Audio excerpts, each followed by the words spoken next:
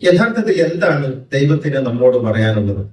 ഈ ഒരു ചോദ്യം നമ്മളോട് ചോദിക്കുമ്പോൾ നാം ആദ്യം പോവുക മതാധികാരികളുടെ അടുത്തേക്കാണ്. എന്താണ് ദൈവത്തിന്? കാരണം നാം വിചാരിച്ചിരിക്കുന്നത് ദൈവത്തിന് എന്നോട് പറയാനുള്ളതെല്ലാം മതാധികാരികളോട് പറഞ്ഞിട്ടുണ്ടെന്നും അവരെന്നോട് പറഞ്ഞതില്ലെന്നുമാണ്. അങ്ങനെ നാം മതാധികാരികളുടെ അടുത്ത് പോകുന്നു. അത് ഉസ്താദ് പോകുന്നു,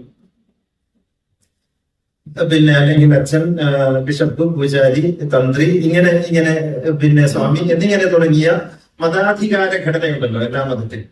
നാം അവരുടെ അടുത്ത് പോയിട്ട് ചോദിക്കുന്നു, എന്താണ് സ്വാമി, എന്താണ് ഉസ്താദ്, എന്താണ് അച്ഛോ എന്നോട് ദൈവത്തിന് പറയാനുള്ളത് എന്ന് ചോദിക്കണം. അവര് പറയും, നീ മതത്തിന് കീഴ്പ്പെട്ട് ജീവിക്കണം, മതത്തിന് വിധേയപ്പെട്ട് ജീവിക്കണം, മതാധികാര ഘടനയെ മാനിക്കണം, മതം പറയുന്നതെല്ലാം കേൾക്കണം, അച്ചടക്കത്തോടെ ആവണം. അങ്ങനെ നീ മതത്തിന്റെ ഒരു കുഞ്ഞാടായി, മതത്തിന്റെ ഒരു അനുസരണയുള്ള ഒരു അടിമയായി ജീവിക്കണം. ഇതാണ് അധികാരികൾ, മതാധികാരികൾ എക്കാലവും മനുഷ്യരോട് പറഞ്ഞിട്ടുള്ളത്. ഇത് വിശുദ്ധ ഖുർആൻ അങ്ങനെ തന്നെ പറയുന്നുണ്ട്. ഖുർആൻ മാത്രമല്ല, ബൈബിളൊക്കെ പറയുന്നുണ്ട്. പൗരോഹിത്യം എന്ന് നാം പേരിട്ട് വിളിക്കുന്ന ഈ പൗരോഹിത്യം എന്ന് പറയുന്നതിന് രണ്ട് അർത്ഥങ്ങളുണ്ട്, അല്ലെങ്കിൽ രണ്ട് തലങ്ങളുണ്ട്. ഒന്ന്, മനുഷ്യനെ നയിക്കുന്ന പണ്ഡിതന്മാർക്ക് പുരോഹിതൻ എന്ന് പറഞ്ഞു വരാറുണ്ട്. ആ അർത്ഥത്തിൽ പൗരോഹിത്യം അത്ര മോശപ്പെട്ട സംഗതിയല്ല. പക്ഷേ അധികാര കേന്ദ്രീകൃത മതത്തിന്റെ ഒരു രാജസ്ഥാനത്തിരുന്ന് മനുഷ്യരെ അടിമകളാക്കി ഭരിക്കുന്ന, മനുഷ്യരെ അടിമകളാക്കുന്നതിന് വേണ്ടി മതത്തെ ഉപയോഗപ്പെടുത്തുന്ന ഒരു പൗരോഹിത്യ ഘടനയുണ്ട്. ദയനീയവശാൽ ആ പൗരോഹിത്യ ഘടനയാണ് മതങ്ങളെ സമൂലമായി ഗ്രസിച്ചിട്ടുള്ളത് എന്നുള്ളതിനാൽ പൗരോഹിത്യം ഇന്ന് വളരെ മോശപ്പെട്ട ഒരു പ്രയോഗമാണ്. അപ്പൊ പൗരോഹിത്യം എന്ന് പറയുന്നത് ആദ്യം മുതലേ മോശമാണ് എന്ന് ധരിക്കരുത്. ആദ്യം മുതലേ പൗരോഹിത്യം മോശമല്ല. പൗരോഹിത്യം പക്ഷെ അങ്ങനെ ആയി തീർന്നു എന്നുള്ളതാണ്. ഇന്ന് നാം രാഷ്ട്രീയം എന്നൊക്കെ പറയുന്നത് പോലെ, രാഷ്ട്രീയം വളരെ ഒരു മോശപ്പെട്ട പ്രയോഗമോ മോശപ്പെട്ട സംസ്കാരമോ അല്ലല്ലോ. പക്ഷെ പറഞ്ഞ് രാഷ്ട്രീയക്കാരൻ എന്ന് പറയുന്നത് ഒരു മോശപ്പെട്ട വാക്കായി തീർന്നത് എങ്ങനെയോ അതിനേക്കാൾ മോശപ്പെട്ട രീതിയിൽ പൗരോഹിത്യം ഒരു നല്ലതല്ലാത്ത പദപ്രയോഗമായി പിൽക്കാലത്ത് മാറിയിട്ടുണ്ട്. അപ്പോൾ ഈ പൗരോഹിത്യ ഘടന മനുഷ്യരെ മതത്തിന്റെ അടിമകളാക്കി വെക്കുന്നതിന് വേണ്ടി മനുഷ്യരെ പല വിധത്തിൽ പ്രതിരോധിച്ചു. എങ്ങനെയൊക്കെ പ്രതിരോധിച്ചു എന്ന് ചോദിച്ചാൽ, പഠിക്കരുത്. ഇവിടെ ഇരിക്കുന്ന എല്ലാവരും ജീവിതത്തിൽ എപ്പോഴെങ്കിലുമൊക്കെ കേട്ടിട്ടുള്ള സംഗതിയാണ്. നിങ്ങൾക്ക് ഇത് മനസ്സിലാവില്ല. ഖുർആനെ കുറിച്ചാണെങ്കിൽ നിങ്ങൾക്ക് ഖുർആൻ മനസ്സിലാവില്ല, നിങ്ങൾ ഖുർആൻ അങ്ങനെ പഠിക്കേണ്ടതില്ല, ഞങ്ങൾ പറഞ്ഞു അങ്ങനെ ഖുർആൻ പഠിക്കരുത്, നിങ്ങൾക്ക് മനസ്സിലാവില്ല, അത് പഠിച്ചോന്റെ കലാമല്ലേ, അത് നിങ്ങളുമായിട്ട് അതിനെന്താണ് ബന്ധം, അത് അറബിയിലല്ലേ, അതിന് നഹ്വുണ്ട്, അതിന് സർഫുണ്ട്, അതിന് ഇസ്തിലാഹാത്തുണ്ട്, അതിന് ബലാഗയുണ്ട്. അതുകൊണ്ട് ഇങ്ങനെയൊക്കെ പറഞ്ഞ് മനുഷ്യനെ വിറളി പിടിപ്പിക്കുകയും ഇത് നമുക്ക് പഠിക്കാൻ പറ്റാത്തൊരു സംഗതിയാണ് എന്ന് പറഞ്ഞു തരികയും ചെയ്ത് വേദത്തിൽ നിന്ന് നമ്മെ അകറ്റി എന്ന് പറഞ്ഞാൽ ദൈവത്തിൽ നിന്ന് നമ്മെ അകറ്റി എന്നാണ്. കാരണം നമ്മളും ദൈവവും തമ്മിലുള്ള കമ്മ്യൂണിക്കേഷനാണ് വേദം എന്ന് പറയുന്നത്. വേദത്തിൽ നിന്ന് നമ്മെ അകറ്റുകയും അത് നിങ്ങൾ പഠിക്കരുത്. പിന്നെയോ, ഞങ്ങൾ ദീനിയാത്ത് എഴുതിയിട്ടുണ്ട്, അമലിയാത്ത് എഴുതിയിട്ടുണ്ട്, ഫിഖ് എഴുതിയിട്ടുണ്ട്, എഴുതിയിട്ടുണ്ട്, ഫത്വൽ മുഈൻ എഴുതിയിട്ടുണ്ട്, ഞങ്ങൾ താരീഖ് എഴുതിയിട്ടുണ്ട്, അഖ്ലാഖ് എഴുതിയിട്ടുണ്ട്, നിങ്ങൾ അതൊക്കെ പഠിച്ചാൽ മതി. ഇങ്ങനെ ഞങ്ങൾ ഖുർആൻ പഠിച്ചിട്ട് ഞങ്ങൾ എഴുതുന്ന ദീനിയാത്താണ് നിങ്ങൾ പഠിക്കേണ്ടത്, ഞങ്ങൾ ഖുർആൻ പഠിച്ചിട്ട് ഞങ്ങൾ എഴുതുന്ന അമലിയാത്താണ് നിങ്ങൾ പഠിക്കേണ്ടത്, ഞങ്ങൾ എഴുതുന്ന അഖീദയാണ് നിങ്ങൾ പഠിക്കേണ്ടത്, നിങ്ങൾ അത് പഠിച്ചാൽ മതി, ഖുർആനുമായിട്ട് നിങ്ങൾക്ക് ബന്ധം വേണ്ടതില്ല എന്ന് പൗരോഹിത്യം പറഞ്ഞ് നമ്മെ പഠിപ്പിച്ചു. ഇത് നാം അങ്ങനെ തന്നെ പിന്തുടർന്നു. കാരണം സാധാരണക്കാരെ സംബന്ധിച്ചിടത്തോളം അങ്ങനെ പിന്തുടരാനേ നിവൃത്തിയുള്ളൂ എന്നുള്ളതാണ്. അങ്ങനെ പിന്തുടരാനേ നിവൃത്തിയുള്ളൂ അവർക്ക്. കാരണം അവർക്ക് അറബി അറിയില്ല.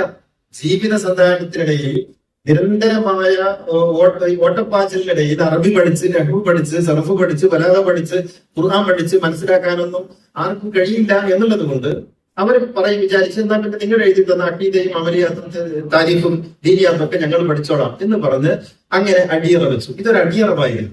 എന്ന് വെച്ചാൽ തന്നോട് ദൈവം എന്ത് പറയുന്നു എന്നറിയാതെ ദൈവം മറ്റൊരാളോട് പറഞ്ഞത് അയാളുടേതായ രീതിയിൽ നമ്മോട് പറയുന്നതാണ് നമ്മൾ ഇതുവരെ കേട്ടത്. അപ്പോൾ ദൈവത്തിൽ നിന്ന് നാം അകന്നകന്നേ പോയി. ദൈവം നമ്മോട് പറയുന്നത് എന്തെന്ന് നമുക്ക് കേൾക്കാൻ സാധിക്കാതെ പോയി. ഇത് ഇവിടെ മാത്രമല്ല, വേദം കേൾക്കുന്ന ശൂദ്രന്റെ കാതിൽ ഇങ്ങനെ ഒഴിക്കണമെന്ന് പറയുന്ന ബ്രാഹ്മണ്യം പറയുന്നതും അത് തന്നെയാണ്. ഇത് തന്നെയാണ് അച്ഛന്മാര് പറയുന്നത്. നിങ്ങൾ ബൈബിളൊക്കെ നിങ്ങൾക്ക് അത് സഭയുടെ നിയമങ്ങളാണ് പ്രമാണം. സഭയുടെ നിയമമാണ് പ്രമാണം. സഭ എന്ന് പറഞ്ഞാൽ എന്താണ്? അത് പൗരോഹിത്യ ഘടനയാണ്. സഭ പറയുന്നതാണ് പ്രമാണം. ബൈബിൾ നിങ്ങൾ വ്യാഖ്യാനിക്കേണ്ടല്ല. ബൈബിൾ വ്യാഖ്യാനിക്കേണ്ടത്, ബൈബിൾ എന്താണെന്ന് പറയേണ്ടത് സഭയാണ്. ഇങ്ങനെ വേദത്തിൽ നിന്ന് മനുഷ്യനെ അകറ്റുക എന്ന അജണ്ടയിൽ ഈ മതാധികാര ഘടനകളെല്ലാം ഒറ്റക്കെട്ടായിരുന്നു ഒരുപോലെ മാറ്റിവെച്ചു. ഇത് നമുക്ക് വളരെ പെട്ടെന്ന് മനസ്സിലാക്കാൻ കഴിയുന്ന ഒരു ഉദാഹരണം നമ്മുടെ മദ്രസകളുണ്ട്, സമസ്തയുടെ മദ്രസകളുണ്ട്. ഞാൻ ഏതെങ്കിലും സംഘടനയിൽ പറയുന്നതല്ല, പെട്ടെന്ന് മനസ്സിലാക്കാൻ വേണ്ടി ചില പേരുകൾ പറയുന്നു. മുജാഹിദിന്റെ, ജമാഅത്തെ ഇസ്ലാമിയുടെ, തബ്ലീഗിന്റെ പല മദ്രസ സിലബസും ഇവിടെ ഉണ്ടല്ലോ. ഈ സിലബസുകളൊക്കെ നിങ്ങൾ നോക്കുക. 1ാം തരത്തിലും 2ാം തരത്തിലും 3ാം തരത്തിലും 4ലും 5ലും ഒന്നും ഖുർആൻ പഠിപ്പിക്കുന്നില്ല. ഖുർആൻ ഓതാൻ പഠിപ്പിക്കും. അവിടെ പഠിപ്പിക്കുന്നത് താരിഖ് പഠിപ്പിക്കും, അമലിയാത്ത് പഠിപ്പിക്കും, ദീനിയാത്ത് പഠിപ്പിക്കും, ഫിഖ് പഠിപ്പിക്കും, ഒക്കെ പഠിപ്പിക്കും. 3ാം ക്ലാസ്സിൽ പഠിക്കുന്ന, 2ാം ക്ലാസ്സിൽ പഠിക്കുന്ന കുട്ടികൾക്ക് ഹൈദിന്റെയും നിഫാസിന്റെയും മദീന്റെയും ഒക്കെ കാര്യം പഠിപ്പിക്കും. ജിമാ പഠിപ്പിക്കും, ബത്തു പഠിപ്പിക്കും, ഒക്കെ പഠിപ്പിക്കും. ഖുർആൻ അവർക്ക് തൊട്ടുവിടാൻ, ഖുർആൻ പഠിച്ചാൽ മനസ്സിലാവില്ല. 6ലും 7ലും ഖുർആനില്ല. 8ാം തരം മുതൽ ഖുർആൻ എന്ന വ്യാജേന പഠിപ്പിക്കുന്നത് ജലാലൈനിയുടെ ചില ഭാഗങ്ങളാണ്. എന്ന് വെച്ചാൽ ഖുർആൻ എന്ന വ്യാജേന പഠിപ്പിക്കുന്നത് തഫ്സീറുകളാണ്. അതും നൂറ്റാണ്ടുകൾക്ക് മുമ്പ്, 8-10 നൂറ്റാണ്ടുകൾക്ക് മുമ്പ് എഴുതിയിട്ടുള്ള ജലാലുദ്ദീൻ സുയൂത്തി, ജലാലുദ്ദീൻ മഹല്ലി എന്ന് പറയുന്ന 2 ജലാലുമാർ എഴുതിയിട്ടുള്ള ജലാലൈനി എന്ന് പറയുന്ന തഫ്സീറിന്റെ ഭാഗമാണ് പഠിപ്പിക്കുന്നത്. ക്രിസ്ത്യൻ സൺഡേ സ്കൂളുകളിൽ പോയാൽ ബൈബിളല്ല പഠിപ്പിക്കുന്നത്, കഥകളാണ്. സാരോപദേശങ്ങൾ എന്ന നിലയ്ക്ക് ചില കഥകളാണ് പഠിപ്പിക്കുന്നത്. മതത്തിന്റെ അധികാര ശ്രേണി സമൂഹത്തിന് മേൽ എങ്ങനെയൊക്കെ അടിച്ച് ഏൽപ്പിക്കാം എന്നതിനെ സംബന്ധിച്ചുള്ള പാഠങ്ങളാണ്, അല്ലെങ്കിൽ അതുമായി ബന്ധപ്പെട്ട പാഠങ്ങളാണ് പഠിപ്പിക്കുന്നത്. അപ്പോൾ ഖുർആൻ എന്ന് പറയുന്നത് അലങ്കാരത്തിനുള്ളതാണെന്നും അത് പഠിക്കാനുള്ളതല്ലെന്നും അത് പഠിച്ചാൽ മനസ്സിലാക്കാൻ സാധിക്കാത്തതാണെന്നും അങ്ങ് പറയുകയും അത് ആ രീതിയിൽ തന്നെ സമൂഹം ഏറ്റെടുക്കുകയും ചെയ്തു എന്നുള്ളതാണ്. ഇപ്പോഴും നമുക്ക് മദ്രസകളിൽ ഖുർആൻ പഠിപ്പിക്കാത്തതിന്റെ പേരിൽ നമുക്ക് പ്രത്യേകിച്ച് പ്രയാസങ്ങളൊന്നുമില്ല എന്നുള്ളതാണ്. നാം വളരെ സന്തോഷത്തോടു കൂടി നമ്മുടെ കുട്ടികളെ മദ്രസയിൽ പഠിപ്പിക്കുകയും അങ്ങനെ കുട്ടികൾ ദീനിയാത്തും അമലിയാത്തും ഒക്കെ പഠിച്ച് ഖുർആൻ പഠിക്കാതെ ഇറങ്ങി വരുന്നതിൽ നാം വളരെ സന്തുഷ്ടരായിരിക്കുകയും പൊതുപരീക്ഷയിൽ നല്ല മാർക്ക് വാങ്ങി വരുമ്പോൾ നാം കുട്ടികൾ എല്ലാം പഠിച്ചു എന്ന നിലയ്ക്ക് കുട്ടികളെ നാം സമ്മോദം സ്വീകരിക്കുകയും ചെയ്യുന്നു എന്നുള്ളതാണ്. ഇതാണ് നടന്നു വരുന്ന ഒരു സമ്പ്രദായം എന്ന് പറയുന്നത്. അപ്പോൾ ദൈവവും നമ്മളും തമ്മിലുള്ള ബന്ധം വേദങ്ങളിലൂടെയാണ്. കാരണം വേദം ആണ് ദൈവത്തിന്റെ സംസാരമെന്ന്, കലാമെന്ന് നമ്മൾ പറയുന്നുണ്ട്. പക്ഷേ വേദവും നമ്മളും തമ്മിൽ ബന്ധമില്ല. ഇനി ഹിന്ദു മതത്തിലേക്ക് പോവുകയാണെങ്കിലും ഇങ്ങനെയൊക്കെ തന്നെയാണ്. എവിടെയാണ് വേദം? ഞാൻ എന്റെ ഹിന്ദു സുഹൃത്തുക്കളോട്, ഇപ്പോൾ നമ്മുടെ മണിസ്വാമിയൊക്കെ ഇവിടെ ഉണ്ട്, ഞാൻ സുഹൃത്തുക്കളോട് ചോദിക്കാറുണ്ട്, നിങ്ങൾ വേദം വായിച്ചിട്ടുണ്ടോ? ചതുർവേദങ്ങൾ വായിച്ചിട്ടുണ്ടോ? അഥർവം ഋഗ് യജുർ അഥർവ സാമവേദങ്ങളിൽ ഏതെങ്കിലും ഒരു വേദം വായിച്ചിട്ടുണ്ടോ എന്ന് ചോദിച്ചാൽ, അല്ലെങ്കിൽ വേദസാരമായ ഗീത വായിച്ചിട്ടുണ്ടോ എന്ന് ചോദിച്ചാൽ, അല്ലെങ്കിൽ വേദങ്ങളുടെ തത്വങ്ങൾ ഉള്ളടങ്ങിയിട്ടുള്ള വേദാന്തങ്ങൾ വായിച്ചിട്ടുണ്ടോ എന്ന് ചോദിച്ചാൽ, വായിച്ചിട്ടുള്ളത് ഇതിഹാസങ്ങളും പുരാണങ്ങളുമാണ് എന്നുള്ളതാണ്. ഇതിഹാസങ്ങളും പുരാണങ്ങളുമാണ്. വേദവും വേദാന്തവും ഒക്കെ മാറ്റിവെച്ച് ഇതിഹാസങ്ങളുടെയും പുരാണങ്ങളുടെയും കഥകളുടെയും ഒരു മായാലോകം സൃഷ്ടിക്കുകയും അതിൽ അങ്ങനെ അവരെ കുരുക്കിയിടുകയും വേദങ്ങളിൽ നിന്ന് മനുഷ്യരെ അകറ്റുകയും ചെയ്തു എന്നുള്ളതാണ്. ഇത് ഏതെങ്കിലും ഒരു മതത്തിന് മാത്രം പറ്റിയ ഒരു ദൗർബല്യമല്ലെന്നും ഇത് എല്ലാ മതങ്ങളും ഏതാണ്ട് ഇതേ പാറ്റേണിലൂടെയാണ് സഞ്ചരിച്ചിട്ടുള്ളത് എന്നും ബോധ്യപ്പെടുന്നതിന് വേണ്ടിയാണ് ഞാൻ എല്ലാ മതങ്ങളെ കുറിച്ചും ഇങ്ങനെ സ്പർശിച്ച് പറഞ്ഞു പോകുന്നത്. അപ്പോൾ വേദങ്ങളിൽ നിന്ന് മനുഷ്യനെ അകറ്റുകയും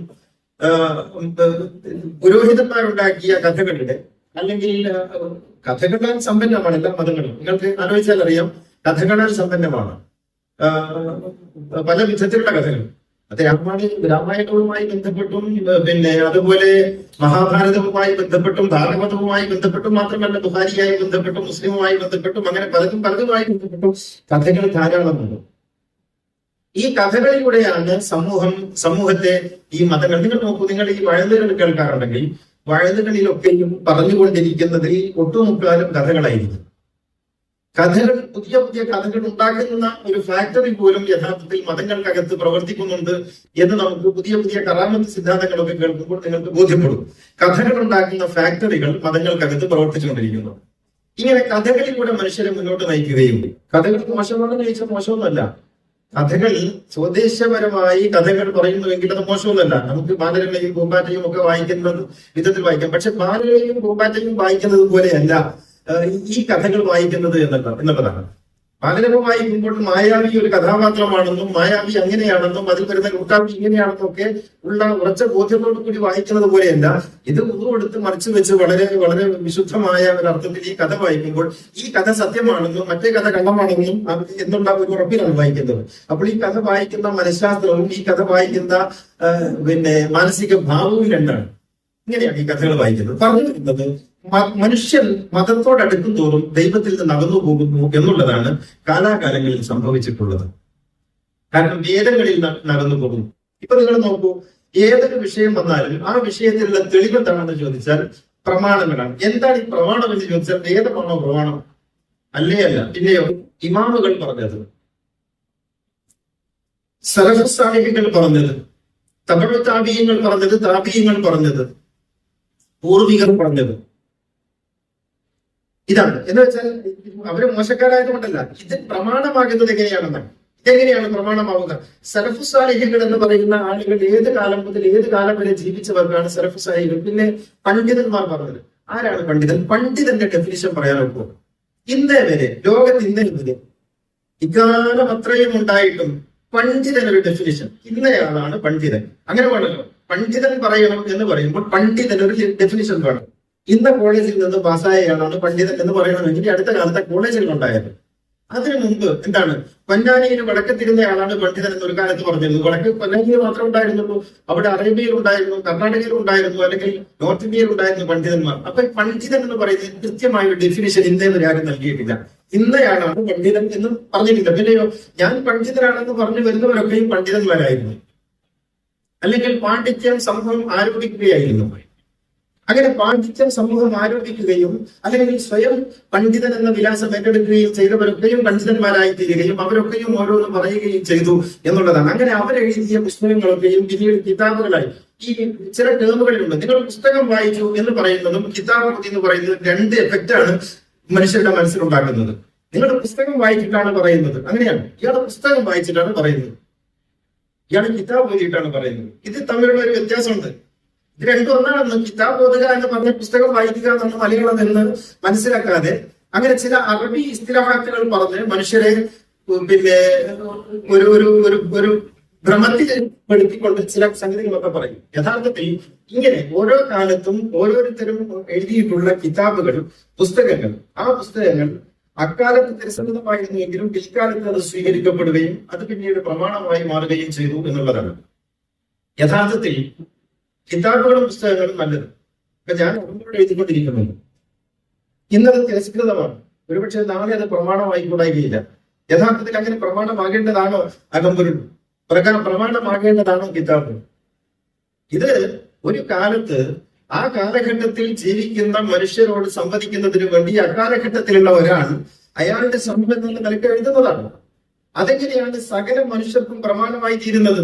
ഇത് ഷാഫി ആണെങ്കിലും ഹനഫി ആണെങ്കിലും അബു ഹനീഫ ആണെങ്കിലും ഇമാം ഷാഫി ആണെങ്കിലും ഇമാം മാലിക് ആണെങ്കിലും അബു ഹനീഫ ആണെങ്കിലും ഇനി ഇങ്ങോട്ട് വന്ന മറ്റേത് പണ്ഡിതനാണെങ്കിലും അവരവരുടെ സമൂഹത്തോട് അവരവരുടെ പ്രതലത്തിൽ നിന്നുകൊണ്ട് അവർ സംവദിച്ച സംഗതികളാണത്. ആ സംഗതികൾ എങ്ങനെയാണ് സകല മനുഷ്യർക്കും പ്രമാണമായി തീരുന്നത്? നിങ്ങൾ ആലോചിച്ച് നോക്കൂ. അപ്പൊ അവരുടെ അനുഭവ പരിസരത്ത് നിന്നുകൊണ്ട് ഒരു അമുസ്ലിമിനെ പോലും കാണാത്ത, ഞാൻ പറയുന്നത് മനസ്സിലാക്കുന്നതിന് വേണ്ടിയാണ്, ഒരു അമുസ്ലിമിനെ പോലും കാണാത്ത, ഒരു മുസ്ലിം അല്ലാത്ത ഒരു വ്യക്തിയെ പോലും കാണുകയോ പരിചയിക്കുകയോ ചെയ്തിട്ടില്ലാത്ത, ഒരു അന്യമത ദേവാലയം കണ്ടിട്ടില്ലാത്ത, ഒരു ഏകമുഖ സമൂഹത്തെ മാത്രം കണ്ടിട്ടുള്ള ധാരാളം പണ്ഡിതന്മാർ അറേബ്യൻ ദേശത്ത് നിന്ന് 7-ാം നൂറ്റാണ്ടിലും 8-ാം നൂറ്റാണ്ടിലും 10-ാം നൂറ്റാണ്ടിലും എഴുതിയ പുസ്തകങ്ങളുണ്ട്. ആ പുസ്തകം അവർക്ക് അനുഭവങ്ങളില്ല എന്നുള്ളത് ഒരു മോശപ്പെട്ട സംഗതിയല്ല, പക്ഷെ അവർക്ക് അനുഭവങ്ങൾ ഉണ്ടായിട്ടില്ല. അവരെഴുതിയ പുസ്തകം എങ്ങനെയാണ് ഇന്ത്യയിൽ ജനിക്കുന്ന ഒരു മുസ്ലിമിന് പ്രമാണമാവുക? അൽ വലാഉ വൽ ബറാ നിങ്ങൾ കേട്ടിട്ടില്ലേ? അൽ വലാഉ വൽ ബറാ എന്ന് പറയുന്ന ഒരു സിദ്ധാന്തം. ആ സിദ്ധാന്തം അവിടെ ഇരുന്നിട്ട് എഴുതുന്നതിന് കുഴപ്പമില്ല. എങ്ങനെയാണ് ഇവിടെ ഒന്നിച്ച് ജീവിക്കുന്ന ഒരു സമൂഹത്തിൽ ജീവിക്കുന്ന ഇന്ത്യയിലെ മുസ്ലിമിന് ഇത് പ്രമാണമാവുകയും ഇവിടെയുള്ള പണ്ഡിതന്മാരെന്ന് സ്വയം വിചാരിക്കുകയോ ആരോപിക്കപ്പെടുകയോ ചെയ്ത ആളുകൾ ഇത് പ്രസംഗിക്കുകയും ചെയ്യുമ്പോൾ ഇത് പ്രമാണമാകുന്നത് എങ്ങനെയാണ്? ആ ഇമാം പറഞ്ഞെങ്കിൽ അദ്ദേഹത്തിന്റെ അഭിപ്രായം. ഇതെങ്ങനെയാണ് നമുക്ക് പ്രമാണമായി തീരുക? അപ്പോൾ പ്രമാണം എന്താണ്? പ്രമാണം എന്ന് പറയുന്നത് വേദമായിരിക്കണം. മതങ്ങളുടെ പ്രമാണം വേദമായിരിക്കണം. ഇതിനപ്പുറത്ത് മറ്റുള്ളതിലേക്ക് പ്രാമാണികത ആരോപിക്കപ്പെടുമ്പോൾ ഭയങ്കരമായ പ്രശ്നങ്ങൾ ഉണ്ടാകും. ആ പ്രശ്നങ്ങളാണ് നമ്മൾ അഭിമുഖീകരിക്കുന്നത്. ഇനി എന്റെ വിഷയത്തിലേക്ക് വരാം. വിഷയത്തിന് ഇത്രയും ആമുഖം ഞാൻ പറയേണ്ടതുണ്ടായിരുന്നു. ഇത് ഇനി അങ്ങോട്ട് പറയുമ്പോൾ നിങ്ങൾക്ക് മനസ്സിലാവും. ഞാൻ പറയുന്ന ഒരു കാര്യവും യഥാർത്ഥത്തിൽ ഞാൻ പുതുതായിട്ട് പറയുന്നതേ അല്ല. ഇത് ആരൊക്കെയോ പറഞ്ഞു വെച്ച കാര്യങ്ങളാണ്. ഏതൊക്കെയോ കാലങ്ങളിൽ പറഞ്ഞു വെച്ചതാണ്. അന്ന് സോഷ്യൽ മീഡിയ ഇല്ലാത്തത് കൊണ്ടും AVR ഇല്ലാത്തത് കൊണ്ടും അങ്ങനെ ആരും കേൾക്കാതെ പോയി എന്നേ ഉള്ളൂ. ഇതുപോലൊരു സദസ്സ് കിട്ടണ്ടേ? ഇതുപോലൊരു സദസ്സ് കിട്ടണം. ഇതുപോലുള്ള ഒരു അന്തരീക്ഷം ഉണ്ടാകണം. സോഷ്യൽ മീഡിയ ഉണ്ടാകണം. അപ്പോഴല്ലേ. അല്ലെങ്കിൽ പള്ളികളിൽ മെമ്പറുകൾ നിഷേധിച്ചാൽ, ആളുകൾ ക്ഷണിക്കാതിരുന്നാൽ, ബഹിഷ്കൃതൻ എന്ന് പറഞ്ഞ് പുറന്തള്ളിയാൽ പിന്നെ എന്ത് ചെയ്യാൻ പറ്റും? ഒരു കാലത്ത് ഒരു 50 കൊല്ലം മുമ്പ് നമ്മുടെ നാട്ടിൽ, വേണ്ട 20 കൊല്ലം മുമ്പ് നമ്മുടെ നാട്ടിൽ അങ്ങനെ ആയിട്ടില്ല. വഴുതിനെ പിടിക്കാതിരുന്നാൽ, ഒതുക്കി പള്ളിയിലേക്ക് കയറ്റാതിരുന്നാൽ ഒരാൾക്ക് വല്ലതും പറയാൻ ഒക്കുമോ? നിങ്ങൾ ഈ ലൈബ്രറിയിൽ മായുട്ടി എളിയ എന്ന് പറയുന്ന കണ്ണൂർ ജില്ലക്കാരനായ ഗെയ് തറവാട്ടിലൊരു പുതിയാപ്പിള ഏതാണ്ട് 200 വർഷങ്ങൾക്ക് മുമ്പ് എഴുതിയ ഒരു തഫ്സീർ ഉണ്ട്. ഇവിടുത്തെ ലൈബ്രറിയിലുണ്ട്. അറബി മലയാളം തഫ്സീർ. 200 വർഷങ്ങൾക്ക് മുമ്പ് ഒരു മനുഷ്യൻ അദ്ദേഹത്തിന്റെ ജീവിതം മുഴുവനും ഒഴിഞ്ഞു വെച്ച് ഖുർആനിൽ ഒരു തഫ്സീർ എഴുതുന്നു. തഫ്സീർ എന്ന് പറഞ്ഞവിടെ തർജ്ജമ എഴുതുന്നു. ആ തർജ്ജമ അദ്ദേഹം എഴുതി പൂർത്തിയാക്കി, അത് കയ്യെഴുത്ത് പ്രതിയാക്കി, എന്നിട്ട് അത് പ്രിന്റ് എടുക്കും. പ്രിന്റ് എടുക്കുക എന്ന് പറഞ്ഞാൽ കയ്യെഴുത്ത് പ്രതി തന്നെയാണ് പ്രിന്റ് ആക്കി എടുക്കുന്നത്.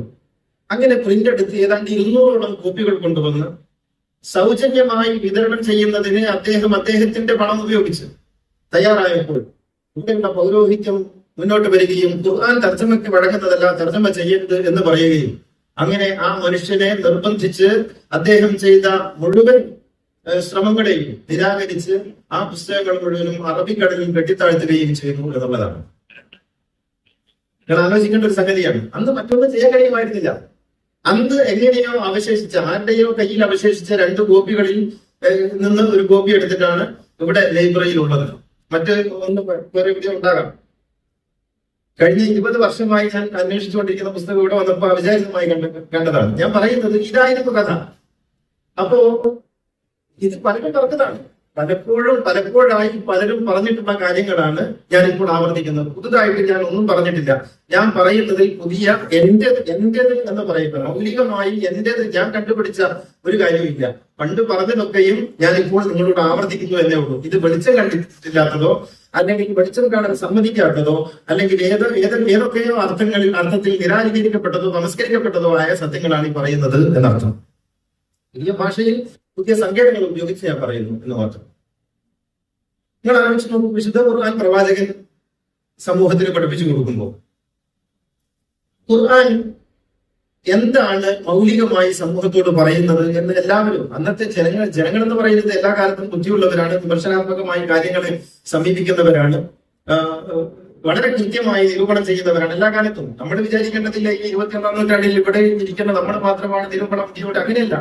എല്ലാ കാലത്തും മനുഷ്യർ വിമർശനാത്മകമായി കാര്യങ്ങളെ സമീപിക്കുന്നവരും നിരൂപണ ബുദ്ധിയ വിലയിരുത്തിയവരുമാണ്. അപ്പൊ മുഹമ്മദ് നബി എന്താണ് ഇദ്ദേഹം കൊണ്ടുവരുന്നത് എന്നവർ ചിന്തിച്ചിട്ടുണ്ടാവില്ലേ? ആ കാര്യങ്ങൾ പ്രവാചകൻ അവരോട് പറയുന്നത് നിങ്ങളുടെ കൈകളിലുള്ള വേദത്തെ സത്യപ്പെടുത്തുന്ന ഒരു വേദമാണ് ഞാൻ കൊണ്ടുവരുന്നത്. മുസദ്ദിഖൻ ലിമാ മഅക്കും.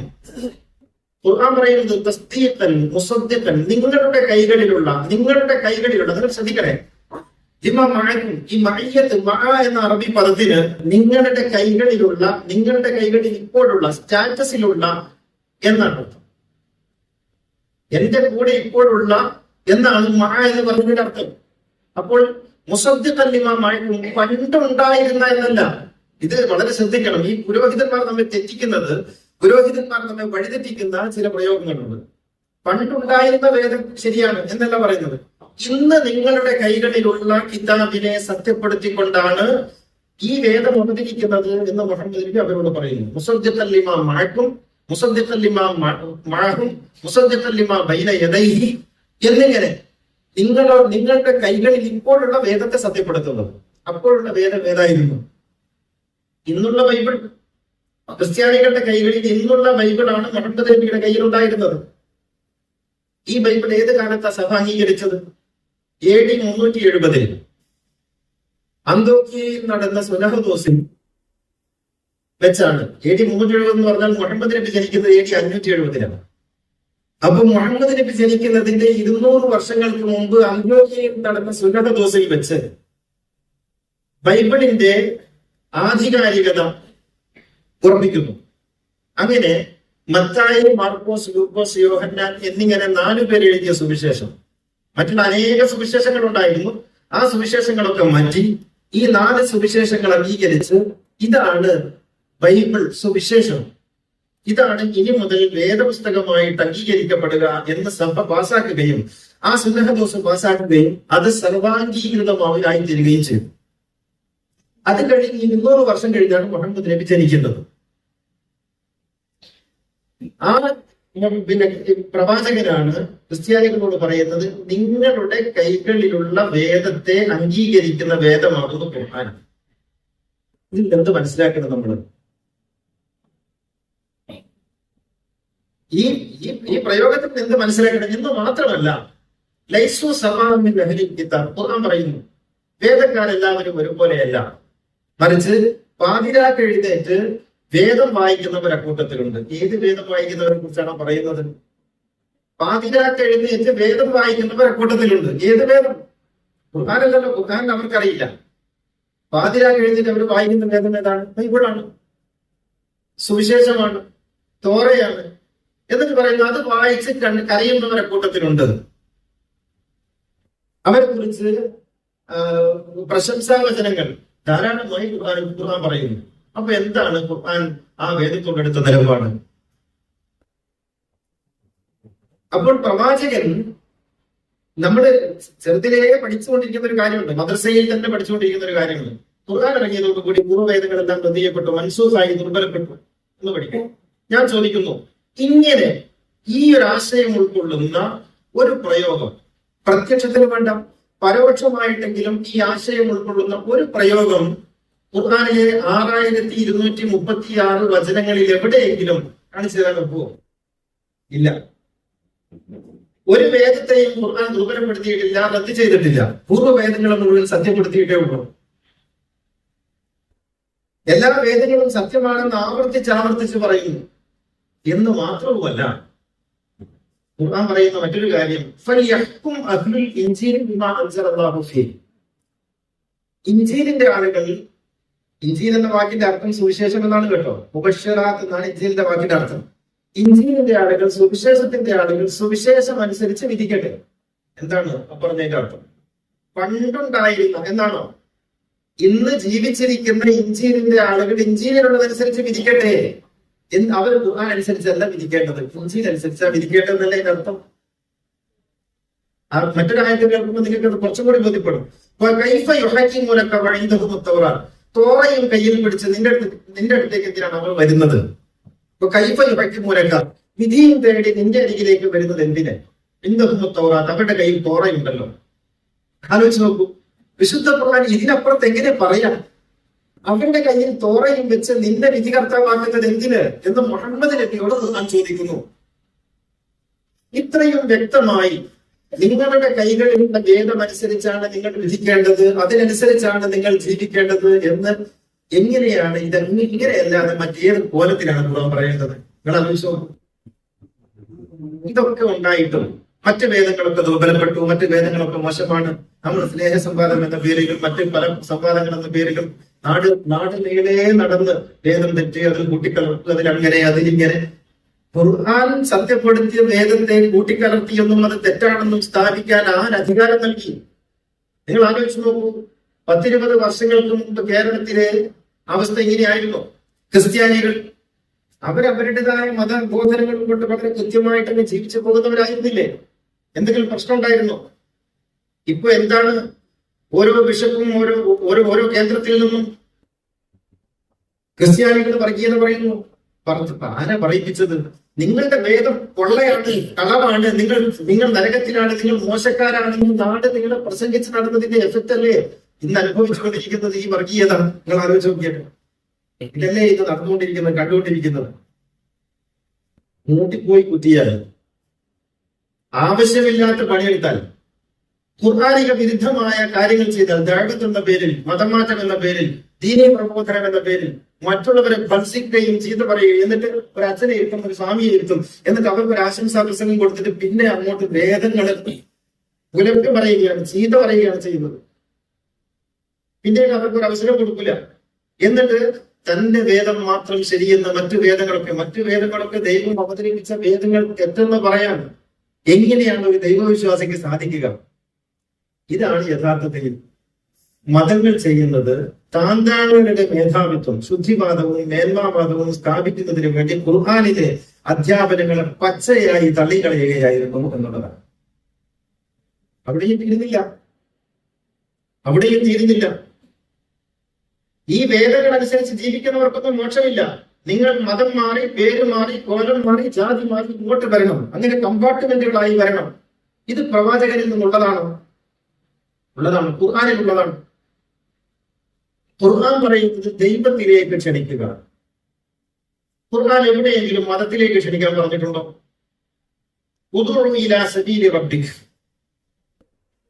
അല്ലേ? ദൈവത്തിലേക്ക് ക്ഷണിക്കാനല്ലാതെ മതത്തിലേക്ക് ക്ഷണിക്കാൻ ദൈവം അള്ളാഹു പറഞ്ഞിട്ടില്ല. ശരീഅത്ത് എന്ന് പറയുന്നത് വ്യത്യസ്തമാണെന്ന് അള്ളാഹു പറയുന്നു. ലിക്കുല്ലിൻ ജഅൽനാ മൻസകൻ ഹും നാസികൂൻ. ഓരോ സമൂഹത്തിനും വ്യത്യസ്തമായ ആരാധനാ സമ്പ്രദായങ്ങളുണ്ട്. ഖുർആൻ പറയുന്നു ഓരോ സമൂഹത്തിനും വ്യത്യസ്തമായ ആരാധനാ സമ്പ്രദായങ്ങൾ നാം നിശ്ചയിച്ചതാണെന്ന് അള്ളാഹു പറയുന്നു. നാം നിശ്ചയിച്ചതാണ്, അക്കാര്യത്തിൽ തർക്കിക്കരുത്. ഖുർആൻ പറയുന്നു ഫലായിനാസിനക, അക്കാര്യത്തിൽ നിങ്ങൾ തർക്കിക്കരുത്. ഓരോ സമൂഹത്തിനും വ്യത്യസ്തമായ ആരാധന അനുഷ്ഠാന സമ്പ്രദായങ്ങൾ നാം നിശ്ചയിച്ചതാണെന്നും അത് പ്രവർത്തിക്കുന്നുണ്ടെന്നും അക്കാര്യത്തിൽ നിന്നോട് തർക്കിക്കാൻ വരരുതെന്നും ഖുർആൻ പറയുന്നു. ഇപ്പൊ നമ്മൾ ചെയ്യുന്നത് സ്വന്തം മതത്തിൽ തന്നെ തർക്കിച്ചിട്ട് അല്ലേ? സ്വന്തം മതത്തിനകത്ത് തന്നെ തർക്കിച്ചുകൊണ്ടിരിക്കുകയാണ്. മറ്റു മതങ്ങളുടെ കാര്യം പിന്നെ പറയേണ്ടതുമില്ല. അതൊന്ന്. വേറെ എന്താണ്?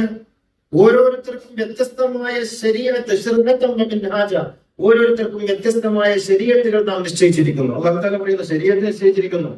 നമ്മുടെ ശരീഅത്ത് മാത്രമാണ് ശരി എന്ന് പറയാൻ പറ്റുമോ? ഓരോരുത്തർക്കും വ്യത്യസ്തമായ ശരീഅത്ത് നമ്മൾ നിശ്ചയിച്ചിരിക്കുന്നു. നമ്മൾ നിശ്ചയിച്ചിരിക്കുന്നതാണ്, ജാഗ്രതാണ്. നാം നിശ്ചയിച്ചിരിക്കുന്നു പറഞ്ഞാൽ അത് ദൈവികമാണെന്നാണ് അർത്ഥം. അതനുസരിച്ച് അവർ ജീവിക്കട്ടെ. ഖുർആനിൽ ഒരിടത്ത് ഇങ്ങനെ കാണാം, എന്ന് പറഞ്ഞിട്ട് മനുഷ്യൻ ചില മനുഷ്യരിൽ ചില ആളുകൾ ചിലരെ പ്രതിരോധിച്ച് നിർത്തിയിരുന്നില്ല എങ്കിൽ ദൈവത്തിന്റെ നാമം അനുസ്മരിക്കപ്പെടുന്ന മഠങ്ങളും കനീസകളും ചർച്ചകളും അമ്പലങ്ങളും പള്ളികളും എല്ലാം ഇവിടെ നശിപ്പിക്കപ്പെട്ടു പോയേനെ. പള്ളികളെ കുറിച്ച് മാത്രമല്ല പറയുന്നത്, ദൈവനാമങ്ങൾ സ്മരിക്കപ്പെടുന്ന അമ്പലങ്ങൾ. ഖുർആൻ പറയുന്നു ദൈവനാമങ്ങൾ സ്മരിക്കപ്പെടുന്ന അമ്പലങ്ങൾ, ദൈവനാമം സ്മരിക്കപ്പെടുന്ന ചർച്ചകൾ, ദൈവനാമം സ്മരിക്കപ്പെടുന്ന മഠങ്ങൾ, ദൈവനാമം സ്മരിക്കപ്പെടുന്ന മസാജിദുകൾ എന്നാണ്. അവിടെ ഫീഹ എന്ന് പറയുന്നതിന്റെ നമീർ മസ്ജിദിലേക്ക് മാത്രം മടങ്ങുമെന്ന് പറഞ്ഞിട്ട് നാം അവിടെ സീല് വെച്ചു. നിങ്ങൾ ആലോചിച്ച് നോക്കണം. ഇങ്ങനെ ചർച്ചുകളെയും മഠങ്ങളെയും കനീസകളെയും അമ്പലങ്ങളെയും ചേർത്ത് പിടിച്ച് അവിടങ്ങളിലെല്ലാം മുഴങ്ങുന്നത് ദൈവനാമങ്ങളാണ് എന്ന് ഖുർആൻ സ്ഥിരീകരിക്കുമ്പോൾ അമ്പലത്തിന് പിന്നെ കൊടുക്കുന്നത് വേശ്യാലയത്തിന് കൊടുക്കുന്നത് പോലെയാണെന്ന് പുരോഹിതന്മാർ നമ്മളോട് പറയും. നിങ്ങൾ കേട്ടതാണല്ലോ. അപ്പം മതം എന്ന് പറയുന്നത് ഒരു അധികാര ഘടനയായി തീരുകയും അത് വേദത്തിൽ നിന്ന് അകലുകയും ജനങ്ങളെ വേദത്തിൽ നിന്ന് അകറ്റുകയും ദൈവത്തിൽ നിന്ന് അകറ്റുകയും അത് ഒരു പ്രത്യേക സെക്ടറായി മാറുകയും ശുദ്ധിവാദത്തിന്റെയും മേന്മാവാദത്തിന്റെയും തജന്യമായി വർഗീയവാദത്തിന്റെയും ഉച്ചസ്ഥായിയിൽ എത്തുകയും ചെയ്യുന്നു എന്നുള്ളതാണ് വാസ്തവം. ഇവിടെയും തീർന്നില്ല. നമ്മുടെ മതത്തിൽപ്പെട്ട ആളുകൾ നന്മ ചെയ്താൽ മാത്രമേ നന്മയാവുള്ളൂ. നമ്മുടെ മതത്തിൽപ്പെട്ട ആളുകൾ നന്മ ചെയ്താലേ നന്മയാവുള്ളൂ. ഇന്ത്യ മഹാത്മാഗാന്ധി അദ്ദേഹം ഒരു ശൂന്യമല്ലേ എന്ന് പ്രസംഗിക്കുന്ന പ്രസംഗം ഞാൻ നേരിട്ട് കേട്ടതാണ്. എന്ത് പറഞ്ഞിട്ടെന്താണ്? മദർ തെരേസ, ഞാൻ ഏതെങ്കിലും വ്യക്തിയെ പേരെടുത്ത് പറയുകയല്ല, പെട്ടെന്ന് നമുക്ക് അറിയാൻ വേണ്ടി പറയുന്നത്. മദർ തെരേസ നരകത്തിനല്ലേ? എന്ത് പറഞ്ഞിട്ടെന്താ? മദർ തെരേസ പോട്ടെ, അബുലഹബ് അബുതാലിബ് മുഹമ്മദ് നബിയെ മജ്ജയും മാംസവും കൊടുത്ത് തന്റെ ജീവിതത്തിലെ സകല സുഖങ്ങളെയും മാറ്റിവെച്ച് മുഹമ്മദ് എന്ന തന്റെ സഹോദര പുത്രന് വേണ്ടി ജീവിതം ഒഴിഞ്ഞു വെച്ച് തന്റെ ജീവിതം തന്നെ മറന്നുപോയി മുഹമ്മദിനെ ഒരു മഹാവൃക്ഷം പോലെ വളർന്ന് മുഹമ്മദിനെ പൊതിഞ്ഞു നിന്ന ഒരു മനുഷ്യന്റെ പേരാണ് അബൂതാലിബ്. നിങ്ങൾ ആലോചിക്കണം. അബൂതാലിബ് എന്ന് പറഞ്ഞാൽ അബൂതാലിബ് ഇല്ലെങ്കിൽ ഇന്ന് ഇസ്ലാമില്ല. അബൂ താലിബ് ഇല്ലെങ്കിൽ മുഹമ്മദ് ഇല്ല, അബൂ താലിബ് ഇല്ലെങ്കിൽ ഖുർആൻ ഇല്ല. അബൂ താലിബാണ്. അലം യജിദ്ക യതീമൻ ഫആവ. ഖുർആൻ പറഞ്ഞിട്ടില്ല അബൂ താലിബ് അലം യജിദ്ക യതീമൻ ഫആവ. നീ അനാഥനായിരുന്നില്ലേ, നിന്നെ നാം സനാഥനാക്കി. ആരിലൂടെ സനാഥനാക്കി? അബൂ താലിബിലൂടെ സനാഥനാക്കി. അങ്ങനെ അബൂ താലിബ് എന്ന് പറയുന്ന ഒരു കുളിരിന്റെ പേരാണ്. ആ അബൂ താലിബിനെ നമ്മൾ എങ്ങോട്ട് അയച്ചു? ഒരു തീയിന്റെ ചെരുപ്പം കൊടുത്തിട്ട് നരകത്തിലേക്ക് അയച്ചു. മുമ്പര് നരകത്തില്ല. കാരണം ഈ സമുദായത്തിന്റെ ഭാഗമായില്ല.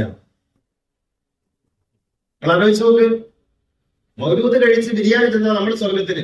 മുഹമ്മദ് നബിയെ പൊതിഞ്ഞു നടന്ന് എല്ലാ പ്രയാസങ്ങളിൽ നിന്നും സംരക്ഷിച്ചു നിർത്തിയ ഒരു മഹാമനുഷ്യനെ നമ്മുടെ നരകത്തിലേക്ക് അയച്ചു. കാരണം അത് അലിന്റെ ബാപ്പയാണ്. അത് അങ്ങനെ ഒരു പൊളിറ്റിക്സ് അതിന്റെ പിന്നിലുണ്ട്. അത് അലിന്റെ ബാപ്പയാണ്. എന്റെ ബാപ്പ അബൂ സുഫിയാൻ സ്വർഗത്തിലും അലിയുടെ ബാപ്പ അബൂ താലിബ് നരകത്തിലും എന്നൊരു പൊളിറ്റിക്സ് പിന്നീട് അമവി സിദ്ധാന്തമായിട്ടുണ്ടായി എന്നുള്ളതാണ്. അലി ആരുടെ മകനാണ്? നരകത്തിൽ പോയവന്റെ മകനാണ്. മുആവിയ ആരുടെ മകനാണ്? സ്വർഗത്തിൽ പോയവന്റെ മകനാണ്. ഇതാണ് അതിന്റെ പൊളിറ്റിക്സ്. അതുപോലെ അത് കാര്യം നമുക്ക് പിന്നെ പറയാം. ഞാൻ പറയുന്നത് ഈ രീതിയിലാണ് സംഭവിച്ചത്. കർമ്മങ്ങൾ ആര് ചെയ്താലും 27 വർഷം ജയിലിൽ കിടന്ന് തന്റെ യൗവനം മുഴുവനും ജയിലിൽ ഹോമിച്ച് വർണ്ണവിവേചനത്തിന് എതിരെ പോരാടി ജീവിതം ഹോമിച്ച ഒരു മനുഷ്യൻ മണ്ടേല. ആ മനുഷ്യൻ നരകത്തിലാണ്. കാരണം ഇസ്ലാമിക സമുദായത്തിന്റെ, മുസ്ലിം സമുദായത്തിന്റെ കണ്ണിയിലായില്ല എന്നുള്ളതാണ്. ആർത്തവം ഉണ്ടാകുന്നത് കൊണ്ട് രണ്ടാമതും കല്യാണം കഴിക്കാം എന്ന് കണ്ടുപിടിച്ച ഫത്വയ്ക്ക് ആധാരമായിട്ടുള്ളയാൾ സ്വർഗത്തിൽ. ഇതാണ് നമ്മൾ ആലോചിക്കേണ്ടത്. മാർട്ടിൻ ലൂതർ കിംഗ് ജൂനിയർ എന്ന് പറയുന്നയാൾ നരകത്തിലാണ്. എന്താണ്? അയാൾ മുസ്ലിം ആയിട്ടില്ല. ഇങ്ങനെ നിങ്ങൾ എന്ത് നന്മ ചെയ്തിട്ട് കാര്യമില്ല, നിങ്ങൾ ഈ കള്ളിയിലേക്ക് വരണം. എന്നാൽ ഖുർആൻ പറയുന്നതാണ് നിങ്ങളിൽ ആണാകട്ടെ പെണ്ണാകട്ടെ ആരെന്ത് നന്മ ചെയ്താലും അത് നാം നഷ്ടപ്പെടുത്തുകയില്ല എന്ന് ഖുർആനിന്റെ ഓഫർ.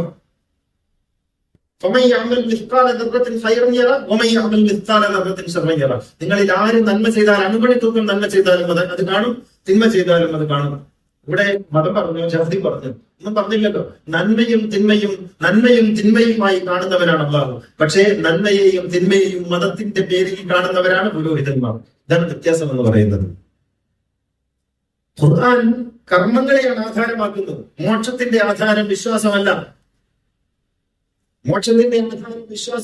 വിശ്വാസമാണെന്ന് തെളിയിക്കാനും സാധ്യമല്ല. എവിടെയെങ്കിലും വിശ്വാസത്തിന്റെ പേരിൽ സ്വർഗനരകങ്ങൾ, രക്ഷാശിക്ഷകൾ പറഞ്ഞിട്ടുണ്ടോ? പറഞ്ഞതൊക്കെ എന്താണ്? കർമ്മങ്ങളാണ്. അവരക്കും ആഴ്മാലുക്കും, ഞങ്ങൾക്ക് ഞങ്ങളുടെ കർമ്മം, നിങ്ങൾക്ക് നിങ്ങളുടെ കർമ്മം. കർമ്മമാണ് മോക്ഷത്തിന്റെ ആധാരം.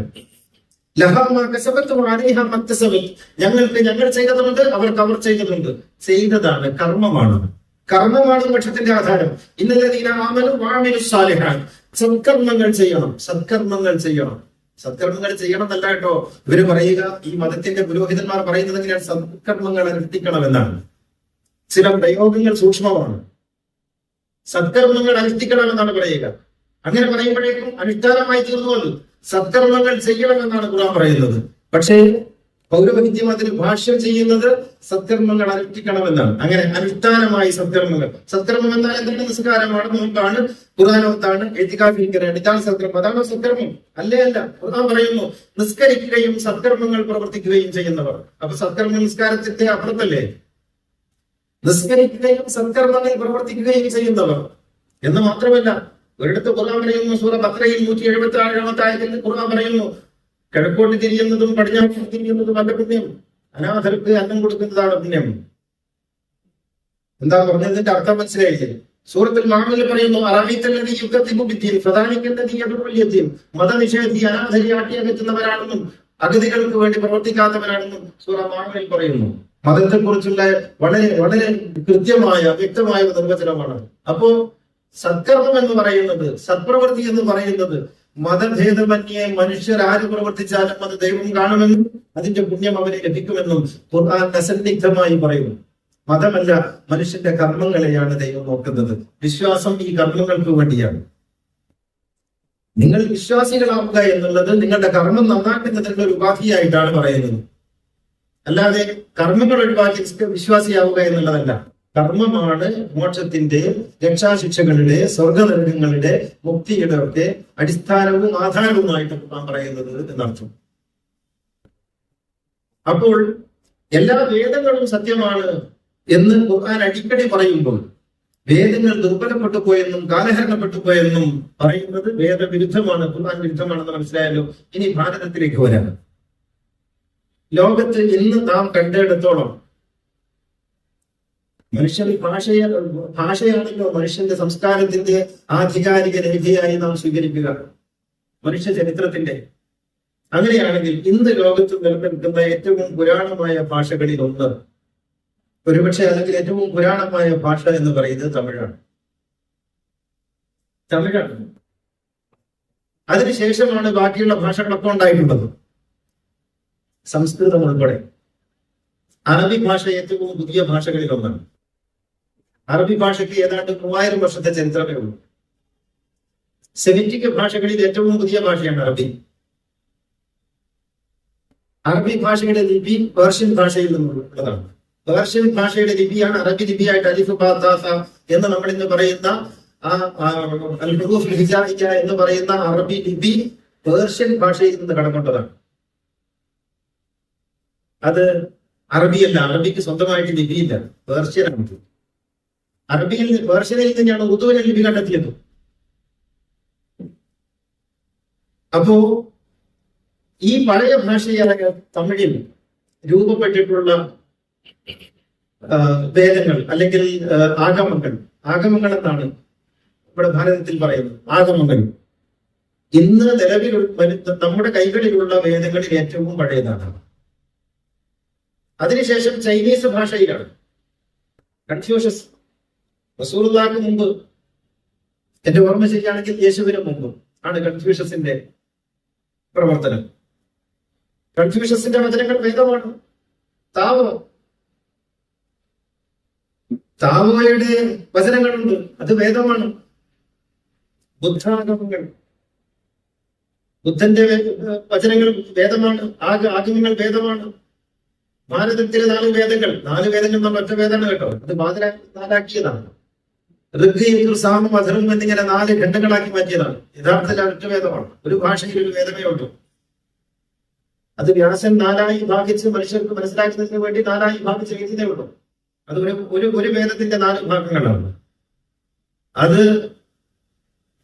പഴയതാണ്.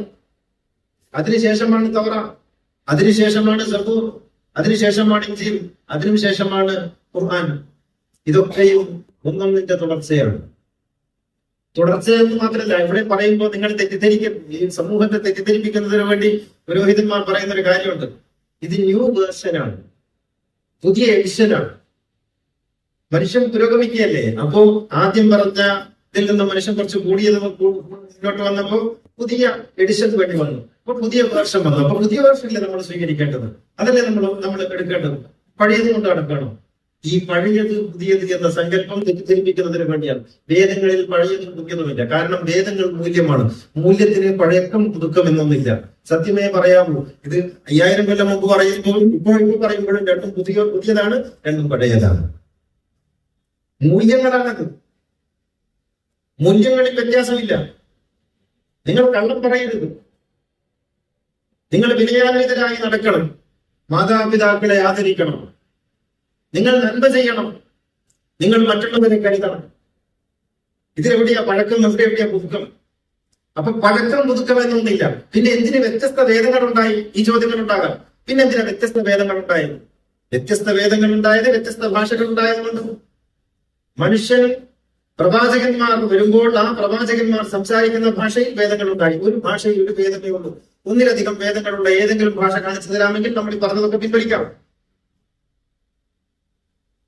അറബിയിൽ ഖുർആൻ മാത്രം, അരമായിക്കിൽ ബൈബിൾ മാത്രം, സുറിയാനിയിൽ തോറ മാത്രം, സംസ്കൃതത്തിൽ ഭാരതീയ വേദം മാത്രം, തമിഴിൽ പിന്നെ നമ്മുടെ തിരുവള്ളുവരുടെ തിരുക്കുറൾ മാത്രം. അങ്ങനെയാണ്. ചൈനീസിൽ കൺഫ്യൂഷ്യസിന്റെ വചനങ്ങൾ മാത്രം, പാലിയിൽ ബുദ്ധന്റെ ആഗമങ്ങൾ മാത്രം. ഇത്രയേ ഉള്ളൂ. ഒരു ഭാഷയിൽ ഒരു വേദം. ആ ഭാഷയിൽ പറഞ്ഞത് ഈ ഭാഷയിൽ പറയുന്നു. സംസ്കൃതത്തിൽ ഇറങ്ങിയ വേദങ്ങളിൽ പറയുന്നത് ആൽമരമാണെങ്കിൽ ഖുർആൻ അറബിയിൽ പറയുമ്പോൾ അത് ഈന്തമരമായി തീരും. അത് അരമായിക്കിലാകുമ്പോൾ ഒലിവ് മരമായി തീരും. ഇത്രേ വ്യത്യാസമുള്ളൂ. ഇവിടെ പശുവിനെ പറയും, അവിടെ ഒട്ടകത്തെ പറയും, അപ്പുറത്ത് കഴുതയെ പറയും. ഈ വ്യത്യാസമുള്ളൂ. ഒരേ കാര്യം വ്യത്യസ്തങ്ങളായ ബിംബകൽപ്പനകളിലൂടെ, വ്യത്യസ്തമായ പ്രതീകങ്ങളിലൂടെ പറയും. വേറൊരു വ്യത്യാസമില്ല. പറയുന്നതെല്ലാം ഒന്ന്. ഇവിടെ പറഞ്ഞില്ലേ, കുരിശ് വരച്ചാലും കുമ്പിട്ട് നിസ്കരിച്ചാലും ഒക്കെ കാണുന്നതും ഒന്ന്, കേൾക്കുന്നതും ഒന്ന്, കരുണാമയനാം ദൈവമൊന്ന്. ഈ ദൈവമൊന്ന് എന്ന് പറഞ്ഞതുപോലെ പറയുന്നതും എന്താണ്, ഒരു വ്യത്യാസമില്ല. അതുകൊണ്ടാണ് തആലൂഇലാ കലിമത്തിൻ സവാഇൻ ബൈനനാ വബൈനക്കും എന്ന് ഖുർആൻ പറഞ്ഞത്. നമുക്കിടയിൽ ചില പിന്നെ ഏകോപനത്തിന്റെ ചില പോയിന്റുകൾ ഉണ്ടെന്നും ആ ഏകോപനത്തിന്റെ പോയിന്റുകളിൽ വരൂ നമുക്ക് ഒരുമിച്ച് പോകാമെന്നും വ്യത്യസ്തങ്ങളായ ആരാധനാ രീതികൾ വ്യത്യസ്തങ്ങളായിരിക്കട്ടെ എന്നും ഖുർആൻ പറയുന്നു. ഖുർആന്റെ കോൺസെപ്റ്റ് എത്ര സുന്ദരമാണ്. ഖുർആന്റെ കോൺസെപ്റ്റ് ചർച്ചിലുള്ളവരെ, സിനഗോഗിലുള്ളവരെ, അമ്പലങ്ങളിലുള്ളവരെ, പള്ളികളിലുള്ളവരെ വരൂ. നമുക്ക് ചേരാവുന്ന പോയിന്റുകളുണ്ടല്ലോ, ആ ചേരാവുന്നിടത്ത് നമുക്ക് ചേരാം. എന്നിട്ട് വ്യത്യസ്തങ്ങളായ അവസ്ഥകൾ നിങ്ങൾക്ക് നിങ്ങളുടെ സിനഗോഗുകളിലേക്ക്, ഞങ്ങൾക്ക് ഞങ്ങളുടെ പള്ളികളിലേക്ക്, അമ്പലങ്ങളിലേക്ക് പോകാം, ആചാരങ്ങൾ കഴിയാം, വീണ്ടും ഒന്നിച്ചു വരാം. അങ്ങനെ ഒന്നിച്ചൊന്നിച്ചു പോകുന്ന ഒരുമയോടെ പോകാൻ നമുക്ക് എത്രയെത്ര മേഖലകളുണ്ടെന്ന്. ആ ഒരുമിച്ച് പോകണമെന്ന മേഖലകളിലെ കൂടുതലെന്ന് ഖുർആൻ നമ്മോട് ചോദിക്കുന്നു. പക്ഷേ നാം ഭിന്നിപ്പിന്റെ മാർഗങ്ങൾ തേടിക്കൊണ്ടേയിരിക്കുന്നു. കാരണം നാം ഭിന്നിക്കാൻ പൗരോഹിത്യം ആഗ്രഹിക്കുന്നു എന്നുള്ളതാണ്, മതം ആഗ്രഹിക്കുന്നു എന്നുള്ളത്. ഒരു മതത്തിനെതിരെയും ഖുർആൻ സംസാരിച്ചിട്ടില്ല. നിങ്ങൾ നോക്കൂ, ഖുർആനിൽ 2 സ്ഥലത്ത് ഖുർആൻ വ്യാഖ്യാനത്തിന്റെ രീതിശാസ്ത്രങ്ങളിൽ വളരെ പ്രധാനപ്പെട്ട ഒന്ന്, ഒരേ കാര്യം ഒരേ സ്വരത്തിൽ 2 ഇടത്ത് ആവർത്തിച്ചാൽ പിന്നെ അവിടെ ചർച്ചയില്ല എന്നാണ്. ഖുർആനിന്റെ രീതിശാസ്ത്രങ്ങൾ വിശദീകരിക്കുന്നിടത്ത് കാണാം, ഒരേ തത്വം ഒരേ രീതിയിൽ 2 ഇടത്ത് ആവർത്തിച്ചാൽ പിന്നെ അതിൽ ചർച്ചയില്ല, അത് അച്ചട്ടാണ് എന്നാണ്. എങ്കിൽ 2 ഇടത്ത് ഒരേ കാര്യം പറയുന്നത് ഇങ്ങനെയാണ്: ഇന്നല്ലദീന ആമനു വല്ലദീന ഹാദു വന്നസ്വാറ വസ്വാബിഈന മൻ ആമന ബില്ലാഹി വൽ യൗമിൽ ആഖിർ വഅമില സാലിഹൻ ഫലഹും അജ്റുഹും ഇൻദ റബ്ബിഹിം വലാ ഖൗഫുൻ അലൈഹിം വലാ ഹും യഹ്സനൂൻ. ഇന്നല്ലദീന ആമനു, മുസ്ലിങ്ങൾ, വിശ്വാസികൾ, വല്ലദീന ഹാദു, യഹൂദർ, വന്നസ്വാറ, ക്രിസ്ത്യാനികൾ, വസ്വാബിഈന, സാബികൾ. ആരാ സാബികൾ? അകമ്പുകളിൽ ഞാൻ എഴുതിയിട്ടുണ്ട്. സാബികളെ കുറിച്ച് 20-ലധികം അഭിപ്രായങ്ങൾ ഇമാം റാസി രേഖപ്പെടുത്തുന്നു. സാബികളെ കുറിച്ച് ഇമാം റാസി പറയുന്നു, അവർ പ്രകൃതി ആരാധകരാണ്. പുഴയെ ആരാധിക്കുന്നവർ, കല്ലിനെ ആരാധിക്കുന്നവർ, മണ്ണിനെ ആരാധിക്കുന്നവർ, മരത്തെ ആരാധിക്കുന്നവർ പ്രകൃതി ആരാധകരാണ് അവർ. ആ റാസി തന്നെ മറ്റൊരു അഭിപ്രായം പറയുന്നു, അല്ല, അവർ വിഗ്രഹാരാധകരാണ്. അദ്ദേഹം തന്നെ പറയുന്നു, അവർ അഗ്നി ആരാധകരാണ്. മറ്റൊന്ന് പറയുന്നു, ആരാധനകളോ അനുഷ്ഠാനങ്ങളോ ഇല്ലാത്ത കേവലം ദൈവവിശ്വാസം മാത്രമുള്ള ആളുകളാണ്. റാസി പറയുന്ന അഭിപ്രായങ്ങളാണ്. മറ്റ് 5-മത് അദ്ദേഹം പറയുന്നു, അവർ ഈശ്വരനെ തന്നെ നിഷേധിക്കുന്നവരാണ്. പ്രകൃതിയുടെ ശക്തിയിൽ മാത്രം വിശ്വസിക്കുന്നവർ, നിശ്ചിതമായ ഒരു ഈശ്വര സങ്കല്പമില്ലാത്തവർ. ഇങ്ങനെ വ്യത്യസ്തങ്ങളായ അഭിപ്രായങ്ങൾ സാബി എന്ന പദത്തിനുണ്ട്. ആ പദത്തെയാണ് ഖുർആൻ പറഞ്ഞിരിക്കുന്നത്. മുസ്ലിംകളും യഹൂദരും ക്രൈസ്തവരും, ഇത് അറബികൾക്ക് പൊതുവെ അറിയാവുന്നവർ, പിന്നെ അതിൽ പെടാത്ത മറ്റ് ലോകത്തുള്ള സകല മതവിഭാഗങ്ങളെയും ഉൾക്കൊള്ളാൻ പര്യാപ്തമായ ഒരു വാക്കാണ് സാബി എന്ന് പറയുന്നത്. ആ സാബികൾ ആരോ ആകട്ടെ, ഈ ആയത്തിന്റെ അർത്ഥം നിങ്ങൾ ശ്രദ്ധിച്ച് മനസ്സിലാക്കണം. ഇവരാരോ ആകട്ടെ, അവരിൽ ദൈവവിശ്വാസവും പരലോകബോധവും സത്കർമ്മങ്ങളും ഉള്ളവരാണെങ്കിൽ അവർക്ക് മോക്ഷമുണ്ട്. ലാ ഖൗഫുൻ അലൈഹിം വലാ ഹും യഹ്സനൂൻ. ഈ ആയത്തിനെ വിശദീകരിക്കുന്നിടത്ത് മുഴുവനും പൗരോഹിത്യം എഴുതി ചേർത്തത് കാണാം. മുസ്ലിങ്ങളായ യഹൂദർക്ക്, ഇസ്ലാം മതം സ്വീകരിച്ച ക്രിസ്ത്യാനികൾക്ക്, ഇസ്ലാം മതം സ്വീകരിച്ച നസാറാക്കളെ കുറിച്ചാണ് പറയുന്നത്. അങ്ങനെയാണെങ്കിൽ പിന്നെ മുസ്ലിങ്ങൾക്ക് മാത്രം പറഞ്ഞാൽ പോലെ, മുസ്ലിങ്ങളോ ക്രിസ്ത്യാനികളോ യഹൂദരോ സാബികളോ ആരായാലും മതമേതായാലും പിന്നെ സത്കർമ്മങ്ങൾ ഉണ്ടായാൽ മതി. നാരായണ ഗുരു പറയുന്നത് മുഹമ്മദ് നബി ഖുർആനിലൂടെ പറഞ്ഞ സംഗതിയാണിത്. മുഹമ്മദ് നബിയിലൂടെ ഖുർആൻ പറഞ്ഞ സംഗതിയാണിത്. നിങ്ങൾ ക്രിസ്ത്യാനിയാകട്ടെ, നിങ്ങൾ യഹൂദനാകട്ടെ, നിങ്ങൾ ഹിന്ദു ആകട്ടെ, നിങ്ങൾ ആരും ആകട്ടെ, നിങ്ങൾ മുസ്ലിം ആകട്ടെ, നിങ്ങൾക്ക് ഇപ്പറഞ്ഞ മൂല്യങ്ങളോടുകൂടി സത്കർമ്മങ്ങൾ ഉണ്ടെങ്കിൽ, സത്കർമ്മങ്ങളാൽ സമ്പന്നമാണ് നിങ്ങളുടെ ജീവിതമെങ്കിൽ ലാ ഖൗഫുൻ അലൈഹിം വലാ ഹും യഹ്സനൂൻ, നിങ്ങൾക്ക് സാൽവേഷൻ ഉണ്ട്, മോക്ഷമുണ്ട്, മുക്തിയുണ്ട്, നിങ്ങൾ ഭയപ്പെടേണ്ടതില്ല, ദുഃഖിക്കേണ്ടതില്ല എന്ന് ഖുർആൻ പറയുന്നു. ഇതേ സംഗതി സൂറ മാഇദയിൽ 69-ാം വചനത്തിൽ പറയുന്നു. 69-ാം വചനത്തിൽ ഒരേ കാര്യം 2 ഇടത്ത് ഒരേ രൂപത്തിൽ ആവർത്തിച്ചിരിക്കുന്നു. ഇതിനേക്കാൾ വലിയ എന്ത് സന്ദേശമാണ് ഖുർആന് നൽകാൻ കഴിയുക? പക്ഷെ ഇതെല്ലാം മാറ്റിവെച്ച് എന്നിട്ട് ഇതൊക്കെ പറയുമ്പോൾ എന്താ പറയുന്നറിയോ? ഇത് നാം പണ്ഡിതന്മാർ പറഞ്ഞതിലൂടെയാണ് മനസ്സിലാക്കേണ്ടത്. ഇതില് റഷീദ് റിള, ഈ അടുത്ത കാലത്ത് മരണപ്പെട്ടു പോയ റഷീദ് റിള എന്ന പണ്ഡിതൻ വളരെ കൃത്യമായി പറയുന്നുണ്ട്. യഹൂദര് പറയും, ഞങ്ങളുടെ മതമാണ് ഏറ്റവും നല്ല മതം, കാരണം ഞങ്ങളാണ് ആദ്യമുള്ള മതം.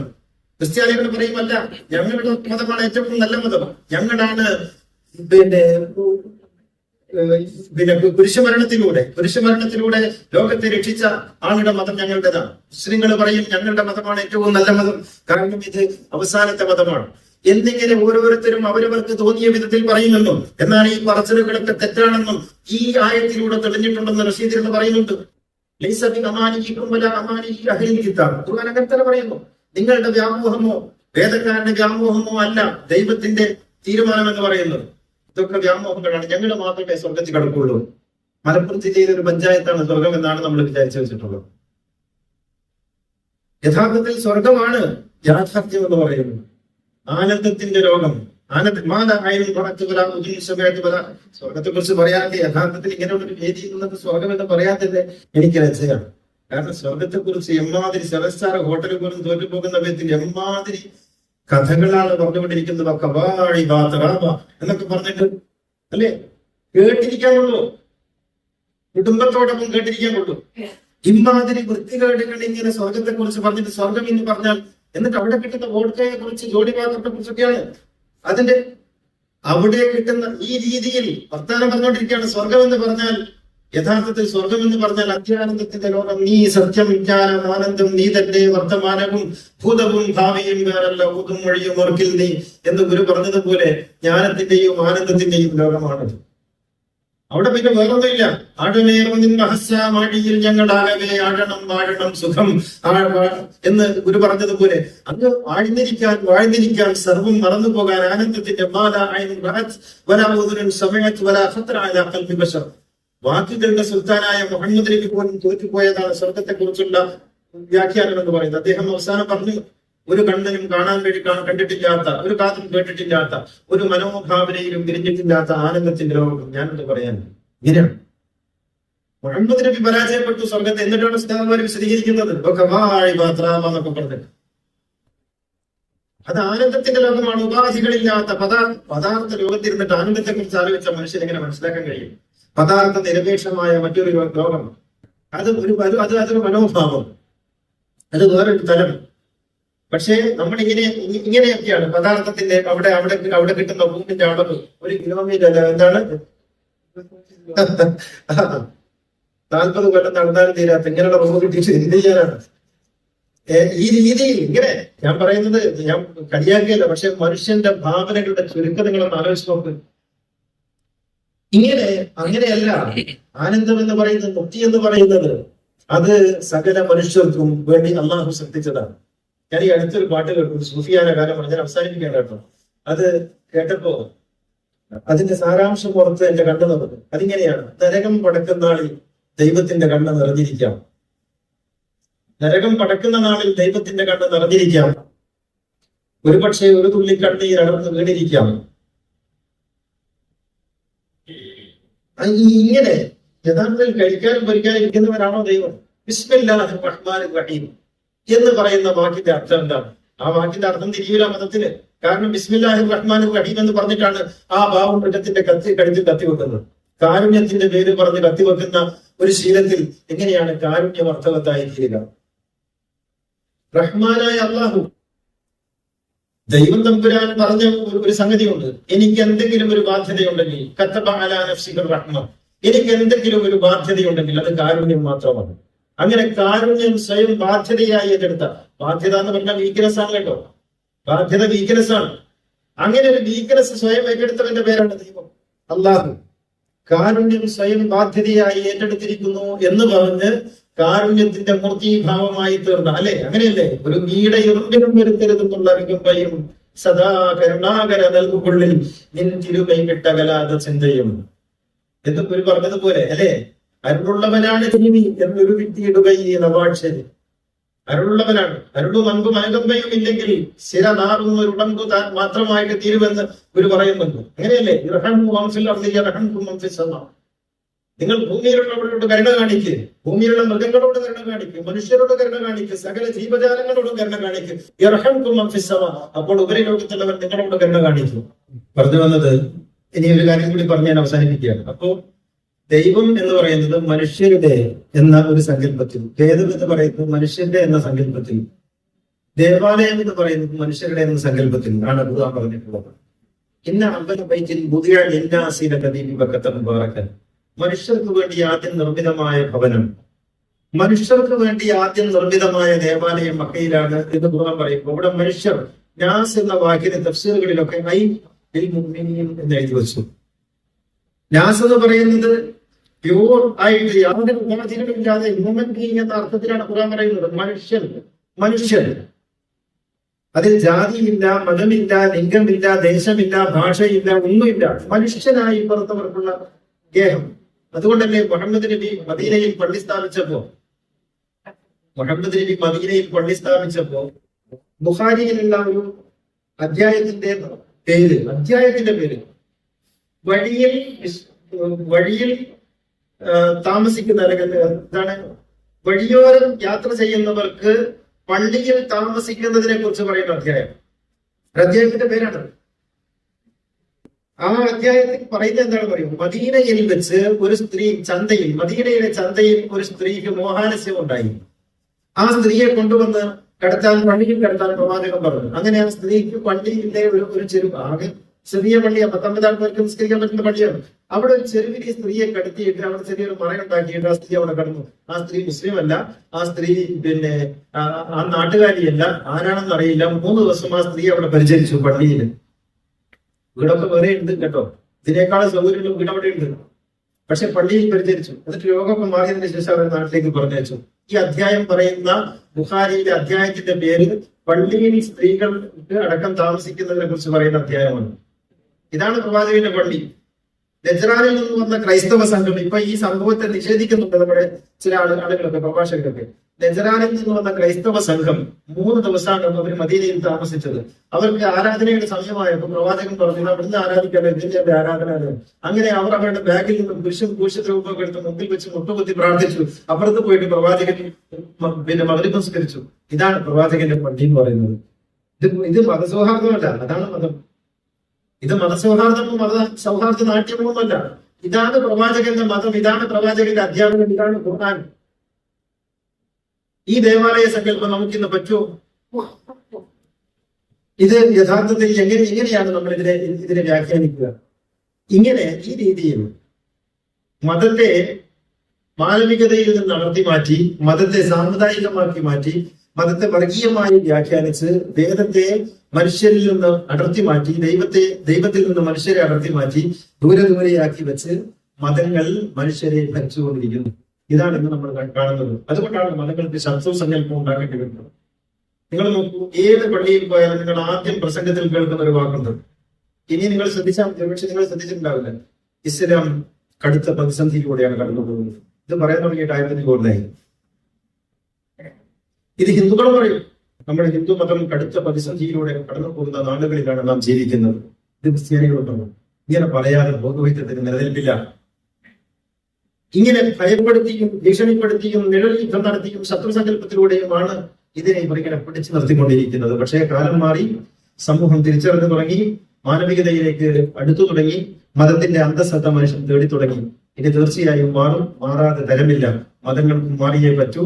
ഇനി നമുക്ക് ചർച്ചയിലേക്ക് പ്രവേശിക്കാം. രക്തബലിയാണ്, അത് മൃഗബലിയാണ് എന്ന് നാം പഠിപ്പിക്കപ്പെടുകയായിരുന്നു. യഥാർത്ഥത്തിൽ ബലിപീഠങ്ങൾ ഒരുക്കുക എന്ന ബൈബിലുണ്ട്. ബലിപീഠങ്ങൾ ഒരുക്കുക.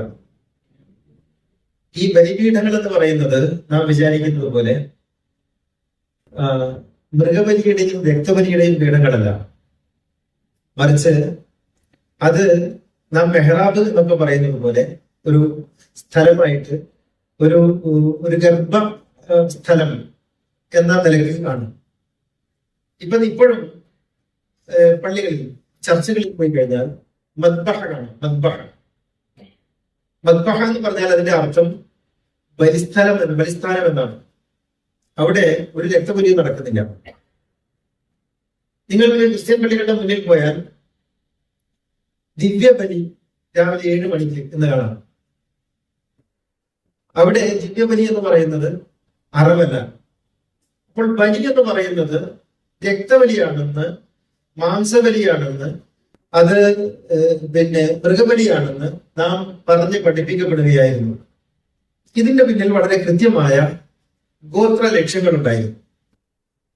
അറേബ്യ വളരെ വലിയ ഗോത്രഭൂമിയാണെന്നറിയാമല്ലോ. വ്യത്യസ്തങ്ങളായ ഗോത്രങ്ങൾ ഉണ്ടായിരുന്നു. അവരുടെ പ്രധാന ആചാരങ്ങളിൽ ഒന്ന് രക്തബലിയാണ്, മൃഗബലിയാണ്. അത് പല വിധത്തിലുണ്ട്. അത് ഖുർആൻ പറയുന്നുണ്ട് സൂറ ഇതയും. ജീവനുള്ള മൃഗത്തിന്റെ മാംസം അരിഞ്ഞെടുക്കുന്ന ബലി മുതൽ, ചെവി മുറിച്ചെടുക്കുന്ന ബലി മുതൽ, അതിന്റെ കഴുത്തറുത്ത് രക്തമൊഴുക്കുന്ന ബലി വരെയുള്ള വ്യത്യസ്തങ്ങളായ ബലിയാചാരങ്ങളുള്ള ഒരു പ്രദേശമായിരുന്നു അറേബ്യ. പ്രവാചകൻ ഇത് മുഴുവൻ റദ്ദ് ചെയ്തു. പക്ഷെ പിൽക്കാലത്ത് പ്രവാചകന്റെ മേൽ ഇത്തരത്തിലുള്ള കഥകൾ ആരംഭിച്ചു. അതിലൊരു കഥ മാത്രം പറഞ്ഞെങ്കിലും പെട്ടെന്ന് മനസ്സിലാവും. പ്രവാചകൻ ഹജ്ജിന് പോകുന്നു. ഹജ്ജിന് പോയിട്ട് ഹജ്ജ് ചെയ്തതിനു ശേഷം പ്രവാചകൻ അറുത്തു. ഇതാണ് കഥ. ബുഖാരിയിലുള്ള ഹജ്ജിനാണ് കേട്ടോ. പ്രവാചകൻ 63 ഒട്ടകങ്ങളെ അറുത്തു സ്വന്തം കൈകൊണ്ട്. ഈ എതിഹി എന്നാണ്, സ്വന്തം കൈകൊണ്ട് പ്രവാചകൻ 63 ഒട്ടകങ്ങളെ അറുത്തു. 100 അറുക്കാൻ ഉദ്ദേശിച്ചിരുന്നത്. ബാക്കി അദ്ദേഹം അലിക്ക് കൊടുത്തു. അലിക്ക് അറുക്കാൻ കൊടുത്തു എന്ന് പറയുന്നിടത്തൊക്കെ ഭയങ്കര രാഷ്ട്രീയമായി നിങ്ങളെ പിന്നെ ആലോചിച്ചാൽ മതി. അപ്പോ പ്രവാചകൻ ഹജ്ജിന്റെ കർമ്മങ്ങൾ അറിയുന്നവർക്കറിയാം. മുസ്ദലിഫ എന്ന് പറയുന്ന സ്ഥലത്ത് നിന്ന് സുബഹി നിസ്കാരം കഴിഞ്ഞ് മിനയിലോട്ട് വരും. മുസ്ദലിഫയിൽ നിന്ന് മിനയിലേക്ക് 2 കിലോമീറ്ററാണ്. നടന്നിട്ടാണ് വരുന്നത്. നടന്നിട്ടാണെങ്കിലും ഒട്ടകപ്പുറത്താണെങ്കിലും മുസ്ദലിഫയിൽ നിന്ന് മിനയിലേക്ക് വരാൻ നമ്മൾ ചുരുങ്ങിയത് അരമണിക്കൂർ എടുക്കുക.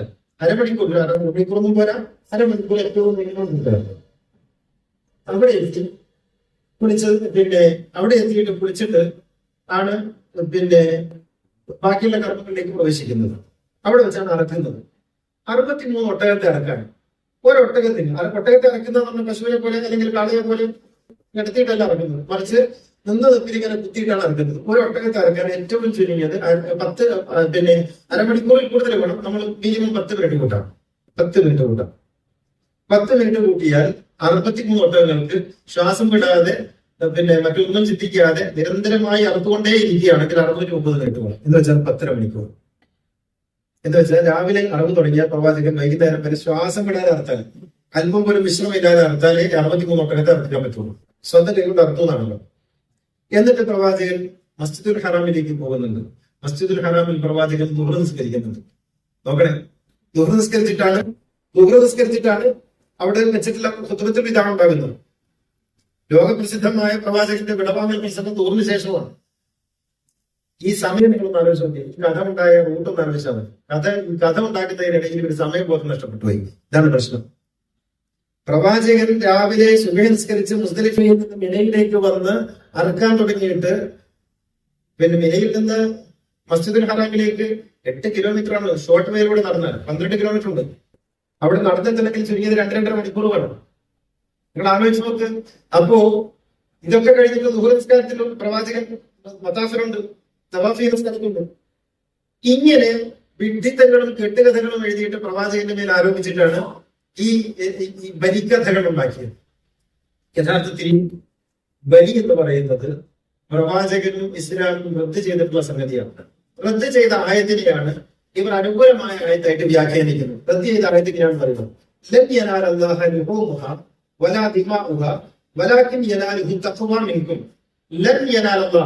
ഭാവികാല ക്രിയയോട് ലൻ എന്ന പ്രത്യയം ചേർന്ന് വന്നാൽ ഒരിക്കലും സംഭവിക്കുകയില്ല എന്നാണ് അറബി ഭാഷയിലെ നിയമം. ലൻ യനാലല്ലാഹ, അല്ലാഹുവിലേക്ക് ഒരിക്കലും എത്തുകയില്ല. ലൻ എന്ന പ്രത്യയം യനാല എന്ന മുദാരിയിനോട്, ഭാവികാല ക്രിയയോടാണ് ചേർന്ന് വന്നിരിക്കുന്നത്. ഒരിക്കലും എത്തുകയില്ല അതിന്റെ മാംസമോ അതിന്റെ രക്തമോ. എന്ന് വെച്ചാൽ അത് നിഷ്ഫലമാണ്, നിഷ്പ്രയോജനമാണ്, ചെയ്യേണ്ടതില്ലാത്ത സംഗതിയാണ്. വലാകിൻ യനാലുഹു തഖ്വാ മിൻകും, പക്ഷേ നിങ്ങളുടെ ഭക്തിയാണ് ദൈവം പരിഗണിക്കുന്നത് എന്ന് പറഞ്ഞപ്പോ ഇവിടെ എന്താണ് അർത്ഥം വെച്ചതറിയോ? നിങ്ങൾ വെറുതെ നടത്താൻ പോരാ, അതിനൊന്നും മുട്ട് നിറവിയിട്ട് ഭക്തിയൊക്കെ വേണം, എന്നിട്ട് അർത്ഥനെ അത് സ്വീകരിക്കുള്ളൂ എന്ന് വെച്ചു. എന്ന് വെച്ചാൽ ഒരു സംഗതിയെ നിരോധിക്കുന്നതിന് വേണ്ടി അല്ലെങ്കിൽ അതിനെ നിരുത്സാഹപ്പെടുത്തുന്നതിന് വേണ്ടി പറഞ്ഞ വചനം തന്നെ അതിന് അനുകൂലമായി വ്യാഖ്യാനിച്ചൊപ്പിക്കുകയായിരുന്നു. ഇത് എങ്ങനെ സംഭവിച്ചു എന്ന് ചോദിച്ചാൽ, പ്രവാചകൻ റദ്ദ് ചെയ്ത പലതും പല ഗോത്ര നിയമങ്ങളും പിന്നീട് ഇസ്ലാമിന്റെ ഭാഗമാക്കി ചേർത്തതുപോലെ അതിൽ ഒന്നാണ് ഇടിഞ്ഞുവല്ലം. എറിഞ്ഞുകൊല്ലം പ്രവാചകൻ പ്രത്യേക സംഗതിയാണ്, പ്രവാചകൻ നിരോധിച്ച ഒരു സംഗതിയാണ്. ആ എറിഞ്ഞുകൊല്ലം ഇസ്ലാമിന്റെ നിയമമായി മാറിയില്ലേ? മുഖംമൂട് പഴയ കാലത്തെ ഗോത്രാചാരമായിരുന്നു, അത് പിന്നീട് ഇസ്ലാമിന്റെ നിയമമായി മാറിയില്ലേ? ഇതുപോലെ പ്രവാചകൻ റദ്ദ് ചെയ്ത പല നിയമങ്ങളും ഇസ്ലാമിന്റെ നിയമമായ കൂട്ടത്തിൽ വന്ന ഒന്നാണ് ബലി എന്ന് പറയുന്നത്. യഥാർത്ഥത്തിൽ രക്തബലിയും മാംസബലിയും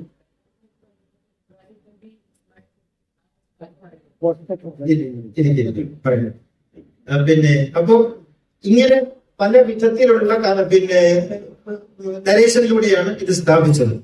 ഇതിന്റെ പിന്നിൽ മറ്റ് ചില കച്ചവട താല്പര്യങ്ങൾ ഉണ്ടായിരുന്നു. അറേബ്യയിൽ കർഷക പിന്നെ ഈ ഒട്ടകത്തെയും ആടിനെയും വളർത്തുന്ന കർഷക സമൂഹങ്ങളായിരുന്നു ഈ ഗോത്രങ്ങളൊക്കെ.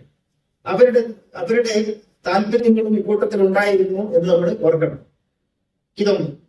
രണ്ടാമത്തത്, ഇദ്ദേഹം പറഞ്ഞതുപോലെ ഇത് ഇബ്രാഹിം നബിയുടെ കഥയുമായി ബന്ധപ്പെടുത്തിയ വരുന്നത്. ഇബ്രാഹിം നബി മകനെ അറുത്തു. മകനെ അറുക്കാൻ വേണ്ടി കൊണ്ടുപോയി. ഇത് ഞാൻ 4-5 വീഡിയോകളിൽ കൂടെ ചെയ്ത സംഗതിയാണ്, വിശദീകരിച്ച് പറയേണ്ടതാണ്. എങ്കിലും ഞാൻ ചുരുക്കി പറയാം. എന്താണ് ആ അറിവിന്റെ യാഥാർത്ഥ്യത്തിൽ? അങ്ങനെ അർത്ഥം കൊണ്ടോണം. യഥാർത്ഥത്തിൽ ഇബ്രാഹിം നബി അങ്ങനെ തുനിഞ്ഞിട്ടുമില്ല, അങ്ങനെ അറുക്കാൻ കൊണ്ടുപോയിട്ടുമില്ല. പക്ഷേ ഇതിനെ മുഴുവനും ഒരു കഥയായിരുന്നു. ഖുർആൻ പറഞ്ഞത് എന്താണ്? പ്രവാചകൻ ഇബ്രാഹിം വന്നിട്ട് മകനോട് പറയുന്നു, ഇന്നി അറാഫിൽ മനാമി അന്നി അദ്ബഹക ഫൻദുർ മാദാ തറ. മകനെ, നിന്നെ ഞാൻ ദൈവമാർഗത്തിൽ ബലി നൽകണമെന്ന് എനിക്കൊരു സ്വപ്നമുണ്ട്, നിനക്ക് അതിന്റെ അഭിപ്രായം എന്താണ്? ഈ എന്തായി ചോദിച്ചതിൽ എന്തെങ്കിലും പ്രശ്നമുണ്ടോ? മോനെ, എന്റെ വയസ്സുകാലത്ത് നീ എനിക്ക് പറഞ്ഞവനാണ് നീ, ഞാനിത് ഈ മാർഗത്തിലാണ്, ഞാൻ മരിക്കാറായി, ഈ മാർഗത്തിൽ തന്നെ നിന്നെ ബലി നൽകണമെന്ന് ഞാൻ വിചാരിക്കുന്നു, നീ ഇതിന് ഈ രീതിയിൽ തന്നെ പ്രവർത്തിക്കണം, നീ കച്ചവടമായിട്ട് പോകരുത് എന്ന് മകനോട് പറയുന്നു.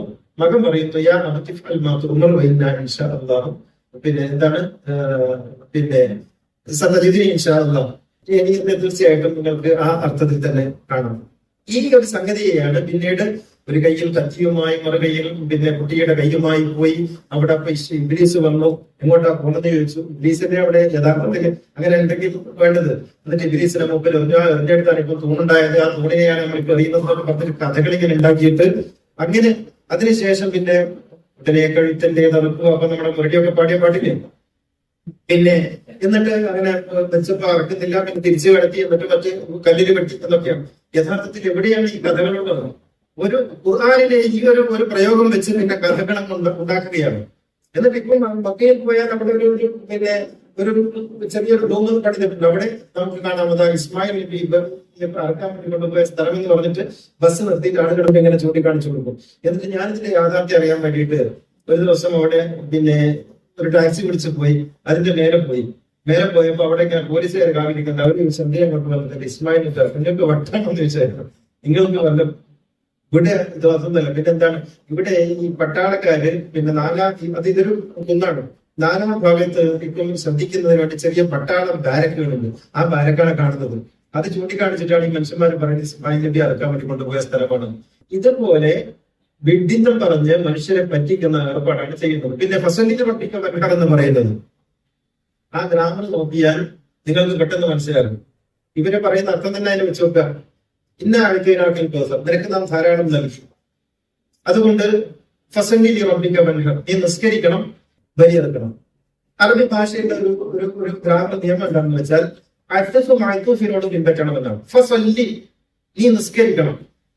നിസ്കാരം നിർബന്ധമാണല്ലോ, അല്ലേ? നിസ്കാരം നിർബന്ധമാണല്ലോ. അപ്പൊ ഫസല്ലി, നീ നിസ്കരിക്കണം. അപ്പൊ അതിനോട് ചേർന്ന് വരുന്ന വൻഹർ എന്ന് പറയുന്ന പ്രയോഗത്തിന് എന്ത് ബാധകമാകണം? ഈ സല്ലി എന്ന് പറയുന്നതിന്റെ അതേ നിയമം ബാധകമാകണം. അപ്പൊ നീ നിർബന്ധമായും അറുക്കണം. അപ്പൊ നിസ്കാരം പോലെ നിർബന്ധമാണ് എന്തെന്ന് വരും? അറുപത് വരും. അത് ശരിയാണ്. ഈ പറയപ്പെടുന്ന മുസ്ലിം ശരീഅത്തിൽ ശരിയാണോ? ഞാൻ പറയുന്നത് എന്റെ വ്യാഖ്യാനം പോട്ടെ. ഈ പറയപ്പെടുന്ന മുസ്ലിം ശരീഅത്തിൽ നിസ്കരിക്കുന്നത് പോലെ നിർബന്ധമാണ് അറബ് എന്ന് വരുമോ? ഇല്ലെങ്കിൽ ആ ഭാഷ തെറ്റായി തീരും. കാരണം സ്വല്ലി എന്ന് പറയുന്നിടത്ത് കൽപ്പന നിർബന്ധത്തിൻ്റെതാണെങ്കിൽ അതേ കൽപ്പന എന്തിനും തുടർന്നു വരണം. വൻഹർ എന്ന് പറഞ്ഞാൽ ഞാൻ പറയുന്നത് മനസ്സിലാവുന്നുണ്ട്. ഒരേ വാക്ക്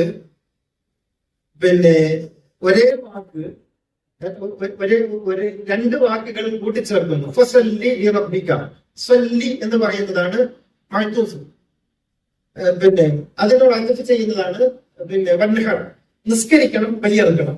ബലിയറുക്കണം എന്നാണ് അതിന്റെ നിയമമെങ്കിൽ കേട്ടോ, അർത്ഥമെങ്കിൽ അതേ അർത്ഥം വെച്ചുകൊണ്ട് തന്നെ പറയാം. അങ്ങനെയാണെങ്കിൽ ഫസ്റ്റ് നീ നിസ്കരിക്കണം. നിസ്കാരം എങ്ങനെ നിർബന്ധമാണോ അതുപോലെ നിർബന്ധമാണെങ്കിൽ വൻഹർ, ബലിയറുക്കണം എന്ന് പറയുന്നത്. അപ്പോൾ നിസ്കരിക്കുമ്പോഴൊക്കെ ബലിയറുക്കണം. 5 നേരം നിസ്കരിക്കുമ്പോൾ 5 നേരം ബലിയറുക്കണം. അത് നിർബന്ധമാണ്, ഒഴിവാക്കാൻ പാടില്ലാത്തത്. ഓരോരുത്തരും അത് വ്യക്തിതലത്തിലാണല്ലോ കൽപ്പനയുള്ളത്. അപ്പോ ഈ മനുഷ്യരെ പറ്റിക്കുകയാണെങ്കിൽ അറബി ഭാഷയുടെ പ്രാഥമികമായ നിയമത്തെ പോലും തെറ്റിച്ചിട്ട് മനുഷ്യരെ പറ്റിക്കുകയാണ്. അച്ചഫ് മാറ്റോഫിനോട് 10 കാര്യത്തിൽ പിന്തുടരുമെന്നുള്ളത് അറബി ഭാഷയുടെ പ്രാഥമികമായ നിയമമാണ്. അൽഫിയ പഠിച്ചാൽ മതി, ഇവിടെ ഖദറിന്റെ അതും വേണ്ട, പിന്നെ തൽമീമലിസ പഠിച്ചാൽ മതി, അത് മനസ്സിലാക്കാൻ കഴിയും. അൽത്തഫ് മാറ്റോഫിനോട് 10 കാര്യത്തിൽ തുടരും. 10 കാര്യങ്ങൾ ചേർന്ന് വന്നാലേ അൽത്തഫ് മാറ്റോഫും പറ്റുള്ളൂ. എന്നിട്ട് അതുപോലും തെറ്റിച്ചിട്ട് മനുഷ്യരെ പറ്റിക്കുകയാണ് ഈ കൂട്ടർ. എന്ന് വെച്ചാൽ എല്ലാ കഥകൾ പറഞ്ഞിട്ട്